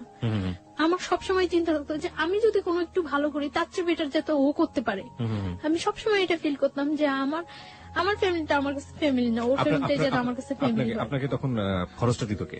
আমার কাছে আমি বাড়ি থেকে আসার সময় কিছু টাকা ছিল, তারপর ও বিয়ার করতো। এখানে আমি ও টাকাটা আপনি তো করতে? হ্যাঁ, ওর টাকাটা ওর অনেক রিচ ফ্যামিলি। কয় ভাই বোন ছিল ওরা? এক ভাই এক বোন। ও একা ছিল? একা ছিল। বাবা কি করতেন? বাবা মারা গেছে। সো ও কি বড় ছিল? ও ছোট। ছোট ছিল, বোনের বিয়ে হয়ে গেছে। বুঝতেই পারছেন তার জন্য টাকা ম্যানেজ করা কোনো ব্যাপার না। আচ্ছা, ঠিক আছে। তারপরে আপনি হোস্টেল থেকে পড়াশোনা করতেন? হ্যাঁ, পড়াশোনাটা তখন আমার অফ আছে, আমার কলেজ অফ। রেজাল্ট হয়ে গেছে। রেজাল্ট হওয়ার পর আমার রেজাল্ট খুব ভালো হয়েছে, আমি মেডিকেলের মধ্যে সেকেন্ড পজিশনে আসছি। এত কিছুর পরেও সেকেন্ড পজিশনে আসছি। আমরা বারবার একটু ইন্টারাপ্ট করছি, কারণ যে আপনার ফার্স্ট যিনি জোর করে আপনাকে বিয়ে করলেন, ওনার অ্যাক্টিভিটি ওই সময় কি ছিল? উনি কি করছেন? উনি তখন ফোন দিচ্ছে, ফোন দিয়ে এটা ওটা বলছে, ইয়ে করছে, বাট কখনো আমার সামনে আসছে না। রোমেলকে ট্রাই করেছে? রোমেলকে ফোন দিয়ে কথা বলেছে? না, আমার ফোনে ফোন দিয়ে কথা বলছে। রুমেলের সাথেও আমার ফোনে ফোন দিয়ে কথা বলছে, বাট ও কখনো সামনে আসছে না। আমার ইচ্ছা ছিল যে ও যদি কখনো সামনে আসে তাহলে আমি সবটা সামনে ক্লিয়ার করে দেব। আমি তার জন্য বারে বারে রুমেলকে বলতাম, মানে তখন তো ও জানতো না, তখন ওই ছেলেটা মানে বলতো যখন, তখন আমি তো বলিনি, ওই ছেলেটা বলতো। তখন আমি বলতাম যে আচ্ছা, ওই ছেলেটা তুমি সামনে আসতে বলো। সামনে আসার পরে আমি বুঝছিলাম যে ওই ছেলেটা যদি সামনে আসে, সামনে আসার পরে আমি সব ক্লিয়ার। আপনারা খুব সুন্দর একটা সময় পার করছিলেন দুজনে মিলে। হ্যাঁ, ওখান থেকে শুরু করতে চাই। হ্যাঁ, খুব সুন্দর যাচ্ছিল। এর মধ্যে আমি রোজার ঈদে আমি বাড়ি যাই। বাড়ি যাওয়ার পর মানে আমার ফ্যামিলি থেকে একটা প্রেসার ক্রিয়েট হয়। তো একদিন ওর সাথে আমি ফোনে কথা বলতেছি, কথা বলার সময় মানে একটু ঝগড়া হচ্ছে। তো ঝগড়া হচ্ছে মনে আমি ওরা বলতেছি যে নিজের ওয়াইফের সম্মান দিতে পারো না, কথাগুলো বলতেছি। আমার আম্মু আরেক রুম থেকে শুনতেছে, আমি জানি না যে শুনতেছে। তো আমার আম্মু আমার জিজ্ঞাসা করলো যে কি ব্যাপারটা কি। পরে আমি চুপচাপ ছিলাম। তো চুপচাপ থাকার পর আম্মু আমাকে অনেকক্ষণ বকাবকি করলো। তো আমি পরে ওরে ফোন দিছে, মনে আমি বলতেছি যে তোমার জন্য আমি আজকে এতগুলি বকা শুনলাম। পরে ও আমার মার ফোনে ফোন দিছে মনে আমার মা বলতেছে যে ব্যাপারটা কি আসলে তোমাদের। তো আমার মাকে বলতেছে যে আপনারা কেউ ওর সাথে খারাপ বিহেভ করবেন না। পরে বলতেছে তুমি এই কথা বলতেছো না? তো ও বলতেছে যে ও আমার ওয়াইফ, আপনারা ওর সাথে কেন খারাপ বিহেভ করবেন? তো আমার মা বলতেছে ও যে তোমার ওয়াইফ, এটা কাগজপত্র আছে তোমার কাছে? পরে বলতেছে হ্যাঁ আছে। তো আমার মা বলতেছে যে কত টাকা বিন করে তুমি আমার মেয়ের বিয়ে করছো? পরে ও বলতেছে 50 লাখ টাকা। সত্যি করে বলো, তোমার সাথে ওর বিয়ে হয়েছে? পরে বলতেছে হ্যাঁ, ওর আমার সাথে বিয়ে হয়েছে। আপনারা ওর ইচ্ছাগুলো আটকে রাখতে পারবেন না, আমি কিন্তু জোর করে হলে ওর কাগজপত্র দেখায় আইনের ব্যবস্থা নিয়ে ওরে নিয়ে আসবো। আমার জিজ্ঞাসা করছে মতো আমি বলতেছি হ্যাঁ হয়েছে। আস্তে আস্তে চুপচাপ হয়ে গেছে এবং চাইতেছে যে ওর সাথে ফেস টু ফেস দেখা করে কথা বলে ইয়ে করার জন্য।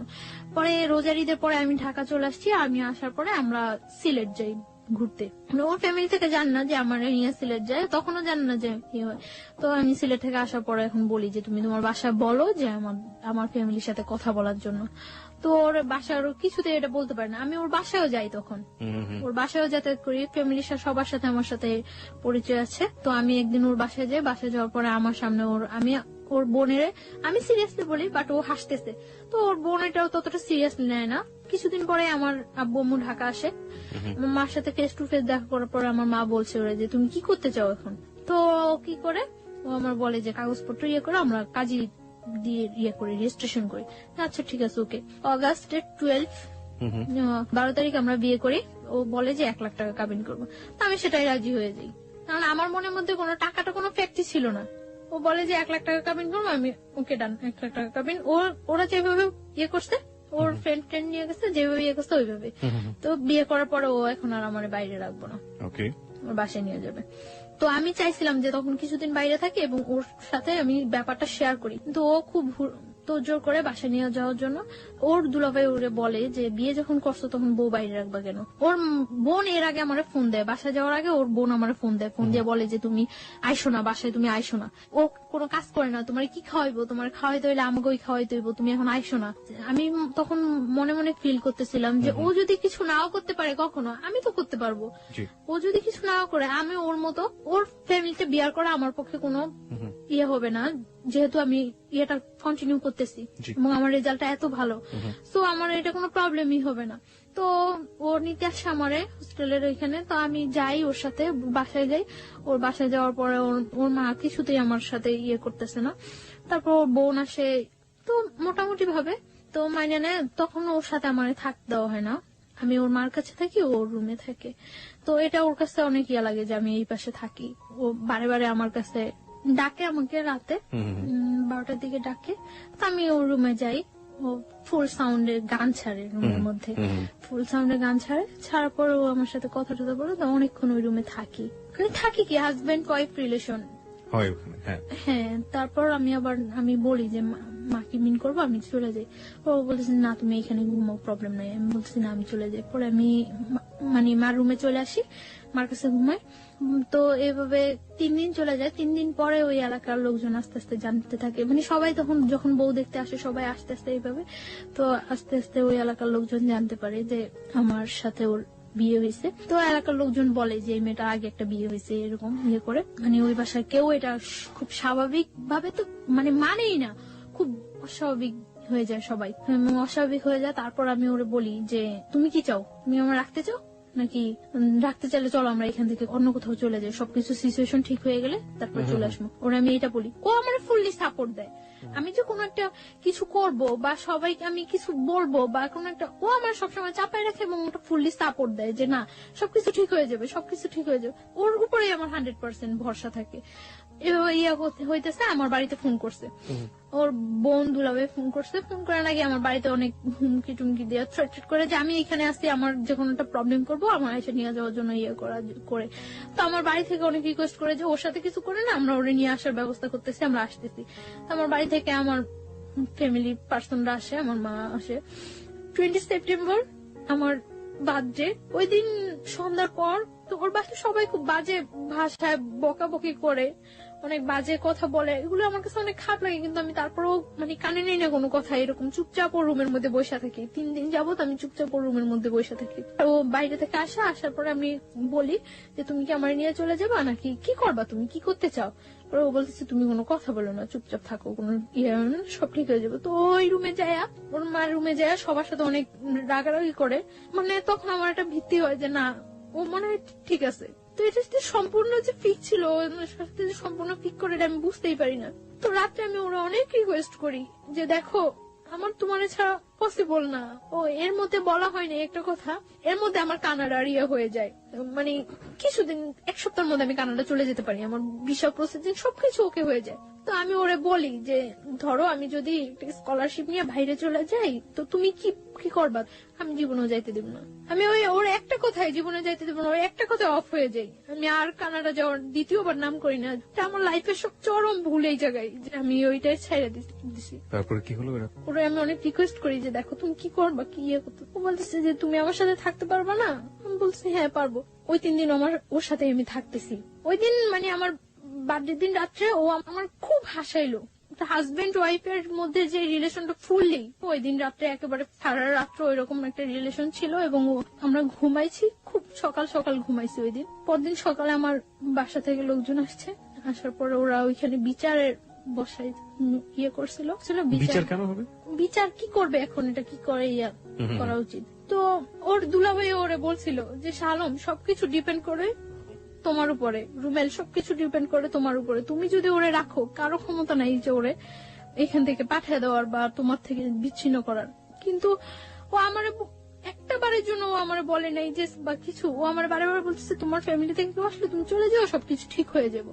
যখন বিচার বসলো, বিচারের মধ্যে ও বলতেছে মানে ফার্স্ট টু লাস্ট আমাদের অ্যাফেয়ারের ঘটনাটা বলতেছে। বলার পর ও বললো যে আমার পক্ষে ওরে রাখা সম্ভব না। তখন আমি আশ্চর্য হয়ে গেছি যে ওইটা কি বললো কালকে রাত্রে। সামান্য কয়েকটা ঘন্টাও এতটা চেঞ্জ, আমি হতবাক হয়ে গেছি যে ও কি বললো। ও বারে বারে বারে বারে সবাই ওরে জিজ্ঞাসা করতেছে যে তুমি যেটা করবা সেটাই হইব, তুমি যেটা বলবা সেটাই হইব। ও বারবার বলতেছিল এবং নিজে স্টামারাইছে, নিজে মানে সবকিছু নিজে করাইছে, একেবারে ডিভোর্সের করছে। আমার যখন সবাই বলতেছিল যে তুমি কি বলো তুমি কি বলো, তখন আমি বারে বারে বলছি যে ও যেটা করবে সেটাই, ও যেটা বলবে সেটাই। আমি বারবার চাইছিলাম যে ও একটা কথা বলুক যে না আমি ওরে বিয়ে করছি, ওরে আমি লাভ করে ওরে আমার পক্ষে ছাড়া সম্ভব না, কিন্তু ও এই কথাটা বলে নাই। তখন আমি ওরে ওর রুমে ডাইকে নিয়ে যাই, আমি ওরে বলি যে আমি তো, তুমি কি একবার চিন্তা করতেছো যে আমি তোমার কাছ থেকে কতটা দূরে সরে যেতেছি, জীবনেও তুমি আর আমার পাইবা না।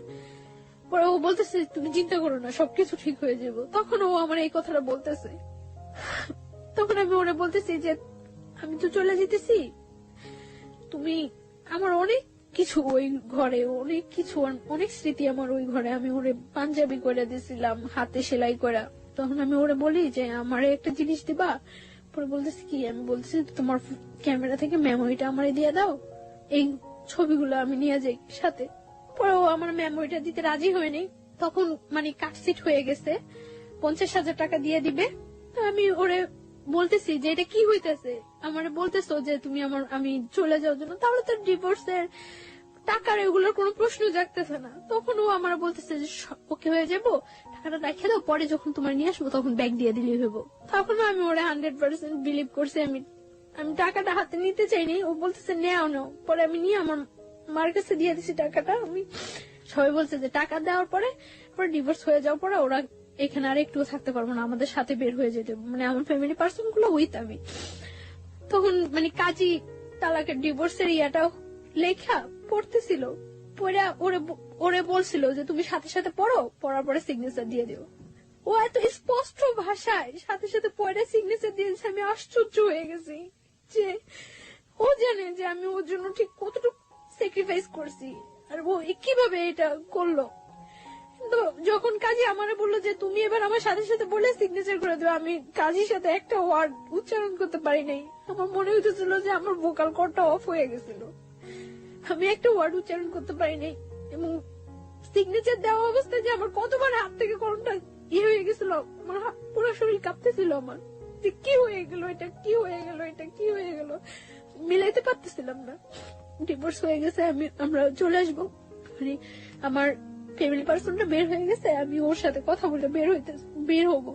তখন আমি এই রুম থেকে ওই রুমে যাওয়ার সময় ওর মা ফার্স্ট আমার হিট করে, আমার শরীরে হিট করার পর ওইখানে যে কটা রিলেটিভ থাকে ওর বোন ছাড়া সবাই আমার হিট করে ওইখানে। আমি স্তব্ধ হয়ে গেছি পুরা, যে কি হয়েছে এটা, আমার লাইফে কি হইতেছে। সবাই যখন ওরা এতগুলো লোকের সামনে হিট করতেছে, ও বাইরে থেকে এসে আমারে জড়ায় ধরে আমার বাইরে নিয়ে যায়। আমি অবাক হয়ে যাই ও চেহারা দিকে, আমি তাকাই যে এই ছেলেটা সেই ছেলেটা। আমি পুরা হতবাক হয়ে যাই। তারপর মানে যখন স্টানে চলে আসি আমরা, এবং বারবার পিছনের দিকে তাকাইতেছি যে ও আসতেছে কিনা, ওরে দেখতেছি কিনা, দেখি না। স্টানে আসার পরে ওরা আমাদের থেকে মানে 50,000 টাকা দিচ্ছে, ওইখান থেকে 10,000 টাকা ব্যাগ দিতে বলে ওই যে লোকগুলো ওইখানে ছিল তারা। আমার মা বলতেছে যে তাহলে সবটাই রেখে দেন, দিয়ে আর 50,000 টাকা দিচ্ছেন, যা বলছেন বিচারে আপনাদের সবকিছু মাইনে আমরা আমাদের নিয়ে যেতেছি। পরে মানে 5,000 টাকা ওইখানে দিয়ে 45,000 টাকা নিয়ে ক্যাব করে আমরা চলে আসতে নেই। আমি মানে যতক্ষণ পর্যন্ত ওই এলাকাটা দেখা গেছিল ততক্ষণ পর্যন্ত তাকিয়েছিলাম যে হয়তো ও একবার পিছনে আসবে, একবার আসবে, আসেনি ও। তারপর যখন আমরা চলে আসি, আসার পর ও আমার ফোন দিয়েও আমার বলে যে একটু কথা বলো আমার সাথে। আমি তখন করি যে আমি আর জীবনেও ওর সাথে কথা বলবো না। ও আমার বারে বারে রিকোয়েস্ট করে যে একটু কথা বলো আমার সাথে, একটু কথা বলো। অনেক কান্নাকাটি করতেছে, অনেক কান্নাকাটি করার পর আমি ওর সাথে কথা বলি। আমি ধরে রাখতে পারি না নিজেরে, আমি লুকায় লুকায় ওর সাথে কথা বলি। কথা বলার পর দিন যখন আমি বাড়িতে যাই, আমি প্রচুর অসুস্থ হয়ে যাই। আমি খবর পাই যে ও প্রচুর অসুস্থ হয়ে যায়, ওরা হসপিটালাইজড করতে হয়, আমার হসপিটালাইজড করে বাড়িতে। আমি একবার মেন্টালি সিক হয়ে যাই, পাগলের মতো হয়ে যাই। তো ইমিডিয়েট আমার হসপিটালাইজড করে আইসিইউতে নিয়ে যায়। আইসিইউতে যখন নিয়ে যায় তখন আমার বাবা বলতেছে যে মা তোর কাছে আমার অনুরোধ, তুই ওই ছেলের কথা আর চিন্তা করিস না। কিন্তু আমি পারি না, বারবার ওর কথা আমার মনে হয়, তখন আমার মনে হইতেছে যেন আইসিইউতেও আমি মনে হয় সামনে ওরে দেখতেছি। তো যখন ওর সাথে ও আমার সাথে যোগাযোগ করে, পরে ওর সাথে আমার আবার কন্টিনিউ কথা হইতে থাকে। তো কিছুদিন পরে তো আমি করতে পারি যে আমি প্রেগনেন্ট।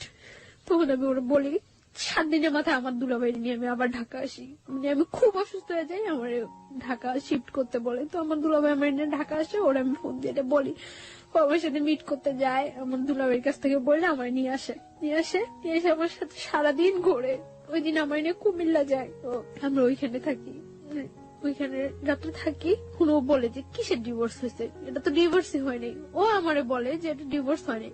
ও স্বীকার করে না এটা ডিভোর্স হয়েছে, আমিও মানি না এটা ডিভোর্স হয়েছে।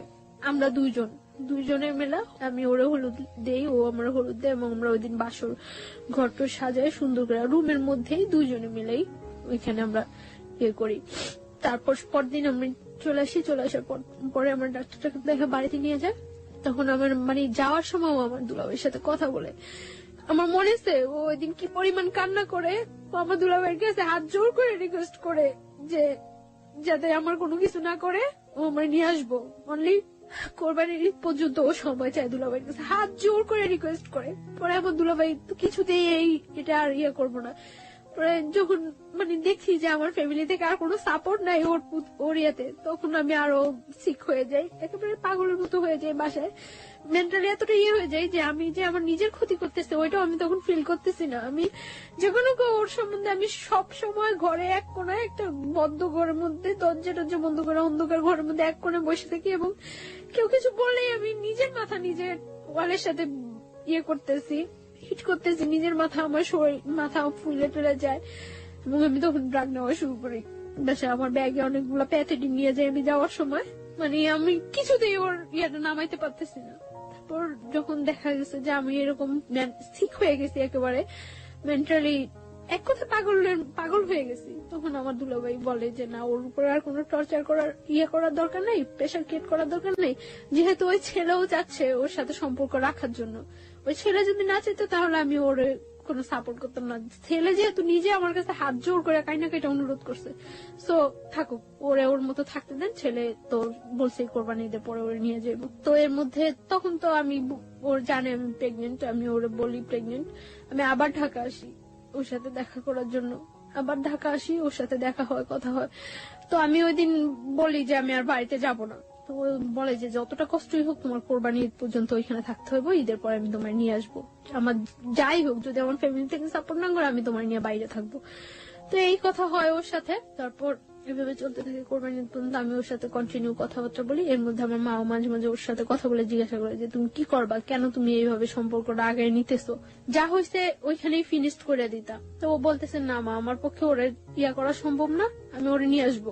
তখন আমার মা ওরে বলতেছে তুমি ওরে নিয়ে আসবা, হয়তো দেখা যাচ্ছে 2-4 মাস তুমি ওরে নিয়ে থাকতেছো, তারপরে তোমার ফ্যামিলির কেউ তোমার করলো, তুমি তোমার ফ্যামিলির টানে চলে যাবে, আবার তখন ওর কি হইব। পরে বলতেছে না, কখনোই এরকম করবো না আমি আর। তো এইভাবে করতে থাকে। কোরবানি ঈদের পরে ও আমাদের বাড়িতে যায়। তখন তো 1 মান্থ ওভার হয়ে গেছে আমি প্রেগনেন্ট। হ্যাঁ, ও আমাদের বাড়িতে যায়। পরে আমি কেউ জানাই না বাড়িতে এই ব্যাপারটা যে আমি প্রেগনেন্ট। তখন আমার বাড়িতে যাওয়ার পরে যেভাবে একটা গেস্ট আসলে যা করা হয়, ঠিক ওর সাথে ওই ব্যাপারটাই খুব সুন্দর ব্যবহার করছে সবাই। সকালবেলা ব্রেকফাস্ট করতে দেওয়া হয়েছে, নাস্তা টাস্তা করতে দেওয়া হয়েছে। তো ওর জন্য পিঠা টিঠা অনেক কিছু করা হয়েছে। তারপরে ওরে মানে আমার দুলাভাই জিজ্ঞাসা করছে যে তুমি কি করতে চাও এখন, আমরা কি নতুন করে তোমাদের বিয়ের অ্যারেঞ্জ করবো, তোমার বাড়িতে জানাবো, তোমার বাসা জানাবো তুমি যে এখানে আসছো, না কি করবো। পরে ও বলতেছে না কিছু করে না, আমার আর অল্প কটা দিন সময় দেন, আমি ওরে নিয়ে যাবো। ভাইয়া বললো তাহলে তুমি এখানে থাকতে পারবে না, দেখো ওদের তো ভাইও নাই, এই বাসা থাকলে কে কি মিন করে, তাহলে বেটার হয় তুমি চলে যাও, তুমি যখন তোমার সময় হবে তখন তুমি আইসো। পরে সবার মন খারাপ হয়ে যায় যে কি বললো ছেলেটা, এতদিন পর্যন্ত ছেলেটা আমাদেরকে একটা কথা করে রাখছিল, এখন কি বললো। তারপর আমি ওরে জিজ্ঞাসা করি যে তুমি করো, তখন ও আমার বলতেছে যে আমার আর অল্প কটা কিছুদিনের সময় দাও। তারপর ও দুপুর বেলা যখন ও চলে আসে, ভাইয়া ওরে মানে আসার ভাড়াটা পর্যন্ত দিয়ে দেয়। মানে ওর সাথে এরকম ভদ্র আচরণ করছে যে ওর বাসায় যে আমাদের সাথে কি বিহেভটা হয়েছে ওরা কেউ ইয়ে করে নেই, সবাই শুধুমাত্র আমার দিকে তাকায়। তখন কিন্তু আমরা সবাই বলছিল, দেখো তুমি যে ছায়া, এখন যদি তুমি শক্ত হও তাহলে কিন্তু আমরা এখন কিছু করতে পারি। ওরা আটকে রেখে কিন্তু ওর বাড়িতে ফোন দিয়ে ইয়ে করতো। আমি বলছি ইম্পসিবল, ও তো বলে আসেনি যে ও আমরা বিয়ে করতে আসতেছে। তো আমি ওর সেফলি ওইখান থেকে যেভাবেই হোক সেফলি, যতটা ইয়া হয়েছে আমার উপরে হয়েছে, ব্লেম যা হয়েছে আমার উপরে হয়েছে, আমি ওরা সেফলি পাঠিয়ে দিছি। তখন আমি ওরা বলছি যে কি করবা। তো ও আসার পর 2-3 দিন খুব তোর জোর বাসা টাসা দেখতেছে, ও আমার নিয়ে আসবো। তো হঠাৎ করে একদিন বলতেছে যে আমার পক্ষে তো পসিবল না। কি বললা এটা? যেটা একবার ভেঙে গেছে যাইতো, তখন আমি পাগল হয়ে যেতাম, যা হয়ে যেতাম, তখন ইয়ে হয়ে যেত, আমার ফ্যামিলি আমার নিয়ে আসছে। এখন তুমি এটা কি বললা? পরে আবার বলতেছে যে না ঠিক আছে। তো এখন তো দিন যাইতেছে, আমার বাসায় জানাজানি হয়ে যায় যদি যে আমি প্রেগনেন্ট, তাহলে তো একটা প্রবলেম। হয়তো আমার বাসায় জানাজানি হয়ে গেলে ওর বিরুদ্ধে যে কোনো একটা অ্যাকশন নিবে, সেটা আমার মনের মধ্যে আরো একটা ভয় কাজ করতেছে। আমি আসলে অনেক বেশি থান্ডার্ড হয়ে গেছিলাম। আমার মনে হচ্ছে আমার লিসনাররা ভাববে যে আমি এখানে নাই। আমি ওর কান্নার শব্দ শুনে আসলে অনেক বেশি থান্ডার্ড হয়ে গেছে, আমার নিজের চোখে পানি চলে আসছে, আমি আসলে কথা বলতে পারছিলাম না। গল্পের একেবারে শেষের দিকে আমরা চলে এসেছি। আমি কিছু কোশ্চেন আপনাকে করতে চাই। প্রথম প্রশ্নটা হচ্ছে, আপনি কয় মাসের প্রেগনেন্ট এই মুহূর্তে? 4 months। 4 month। মানে what's your decision about your baby? আমি আমার বেবিটা রাখতে চাই, by at any cost. Any কষ্ট। যদি আপনার হাজবেন্ড ডিভোর্স দিয়ে দিয়েছে এবং ওটাই যদি বলবৎ থাকে, তাহলেও কি আপনি আপনার বেবিটা রাখতে চান? তাহলে কিভাবে সম্ভব? ওকে। ও আচ্ছা। আর আরেকটা যেটা, সেটা হচ্ছে যে আপনার প্রথম হাজবেন্ড আর পরবর্তীতে যোগাযোগ করেনি? না, ওর সাথে পরবর্তীতে ও আর কোনো ইয়ে যোগাযোগ করেনি, কোনো কিছু ইয়ে হয়নি। আর ওর ও সাথে কি ডিভোর্স দিয়ে দিয়েছে? হ্যাঁ, ওর সাথে আমার ফ্যামিলি থেকে Divorce কার্ড সিট, হ্যাঁ যখন ফার্স্টলি আমার বাড়িতে নিয়ে যায় তখনই ওর সাথে ডিভোর্স হয়ে কার্ড গেছে। সিট করে ওকে। দিয়েছে। সেকেন্ড হাজবেন্ড যে ছিল, তার সাথে এখন বর্তমান কতদিন যাবত আপনার যোগাযোগ হয়নি? এখন এই শুক্রবার থেকে হচ্ছে না। লাস্ট এর মধ্যে আমি যখন আপনাদের কাছে ফোন করছিলাম তার কিছুদিন গ্যাপ ছিল, তারপর ও আবার আমার কাছ থেকে 1 সপ্তাহ সময় নিছিল। ওর অবস্থা হচ্ছে, কখনো ফ্যামিলির কাছ থেকে ও মোটিভেট হচ্ছে, কখনো আপনার কাছ থেকে। ও আসলে সিদ্ধান্ত নিতে পারছে না সিদ্ধান্ত নিতে পারতেছে না যে ও আসলে কি করবে।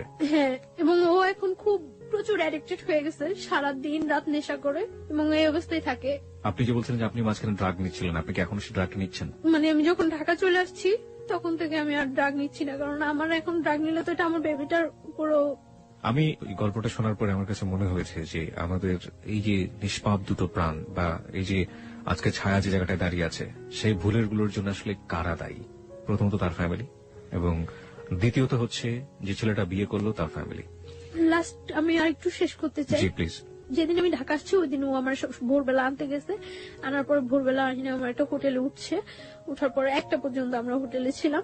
তখন ওর সাথে আমার সাথে হাজবেন্ড ওয়াইফ রিলেশন কন্টিনিউ হচ্ছে, কারণ ও বিলিভ করে না ওর সাথে আমার ডিভোর্স হয়েছে, আমিও বিলিভ করি না। আর তাছাড়া তো আমি তো প্রেগনেন্ট। তারপরে আমার একটা জব নিছি আমি হসপিটালে, ওইখানে বাসা টাসা নিয়ে উঠছি। তো ওইখানে যাতায়াত করে যাচ্ছে আসছে ইয়ে করছে এইভাবে। এখন তো 3 মাস ওভার হয়ে গেছে। তো আমি বললাম যে এইভাবে তো হচ্ছে না, কারণ আমাদের মধ্যে আরেকটা লাইফ আছে, আরেকটা জীবন বাড়তেছে। তো আমি ওরা বলি যে এটা তুমি কিভাবে ইয়ে করবা, তো করতেছে না। তারপর আমি ওর বোনের ফোন দিয়া জানাইছি, ওর বোন ডাইরেক্টলি বলতেছে যে এটা যে ওর বেবি তার কি প্রুফ আছে। তারপর আমি বলছি যে ওরে জিজ্ঞাসা করার জন্য। আমি জানি না সত্য মিথ্যা কতটুকু, কে সত্য কথা বলতেছে কে মিথ্যা কথা বলতেছে। ওর বোন নাকি ওরে জিজ্ঞাসা করছিল, ও নাকি অস্বীকার করছে যে না এরকম কোন বেবি টেবি নাই, এগুলি কিছুই আপনি না। সেই সত্যটাকে আপনি কিভাবে নেবেন সেটা আপনার একেবারে ব্যক্তিগত ব্যাপার, কিন্তু আমার মনে হচ্ছে কিছু একটা বলা উচিত। সেই বলার জায়গাটা থেকে আমি যেটা বলতে চাই, আপনার যাকে আপনি লাভ করেন, আপনার হাজবেন্ড, আপনার প্রিয় মানুষ, তার প্রতি শ্রদ্ধা রেখে, আপনার ভালোবাসার প্রতি শ্রদ্ধা রেখে আমি যেটা বলতে চাই, সে যে কাজটা করেছে মহা অন্যায় করেছে। প্রথম কথা হচ্ছে এটা কেন করেছে?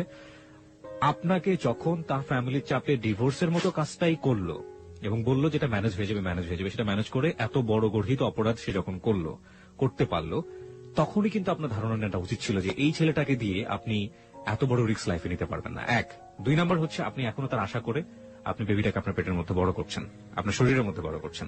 আপনি কিন্তু প্রথম মেসেজটা পেয়ে গিয়েছেন যে তাকে নিয়ে আপনি আসলে কতটা শক্তিভাবে দাঁড়াতে পারেন, কিন্তু আপনার ভালোবাসা সম্পূর্ণ অবুঝ, এবং সেই জায়গাটা থেকে আপনি এখন, আমরা যতই বুঝেন এখন আপনি বুঝবেন না। তবে আমিও চাইবো না, কোনোভাবেই চাইবো না, আমি ব্যক্তি মানুষ হিসেবে চাইবো না যে আপনার এই বেবিটা নষ্ট হয়ে যাক, আপনার এই বেবিটা পৃথিবীতে না আসুক, কোনোভাবেই চাইবো না। এবং কিন্তু আপনি মানুষ হিসেবে যে বাস্তবতা ফেস করেছেন, আপনার বেবি পৃথিবীতে আসার পরে কোন বাস্তবতা ফেস করবে সেটা আমরা একেবারেই অনিশ্চিত। আর লাস্ট আমি সুইসাইড অ্যাটেন্ড করছিলাম, সুইসাইড অ্যাটেন্ড করার পর ও আবার আমার কাছে গেছিল, যে আমার বলতেছিল যে যাই হোক এই বেবিটা নষ্ট করা যাবে না, আর এই বেবিটা ওর পরিচয় বড় হইব।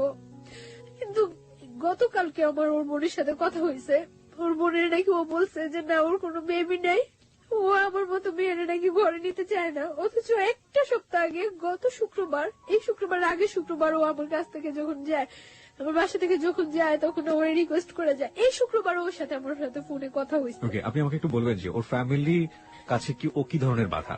ওর ফ্যামিলি কি ওকে ত্যায্যপুত্র করে দিতে পারে বা এরকম কিছু কি? আমি জানি না ওর ফ্যামিলি থেকে ওরা কি করবো না করবো, আমি এটা ইয়ে করতে পারি না। তবে আমার মনে হয় না কোনো মা কোনো বোন চায় যে তার ভাইটা বা তার সন্তানটা কষ্টে থাকুক, এটা কেউ চায় না। আমি জানি ও আমার অনেক লাভ করে এবং আমার জন্য ওই যে বললাম না এখন 24 ঘন্টা ও শুধু নেশা করে, 24 ঘন্টা।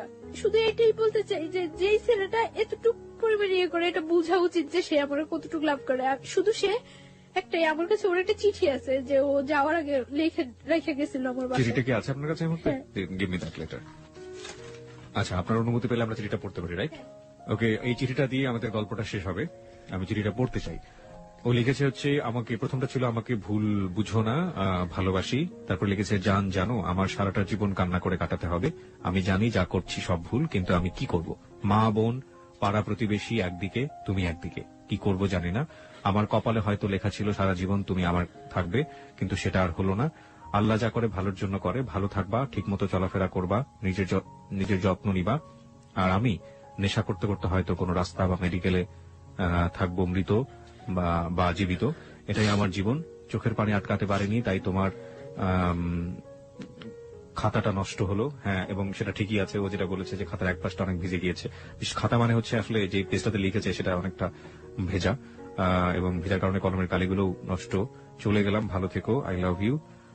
আচ্ছা, আরো অনেক অনেক কথা লিখেছিল, লাভ ইউ টু। আচ্ছা, অনেক অনেক অনেক, কোনো ভুল করলে ক্ষমা করো। তোমার ভালোবাসা সেটা সারা জীবনও ভোলার মতো না। এক জীবন, দুই জীবন, তিন জীবন, শত শত জীবন পেলেও ভুল বোঝো না, শুধু তোমাকে চাই, তোমাকে চাই। আই লাভ ইউ চান।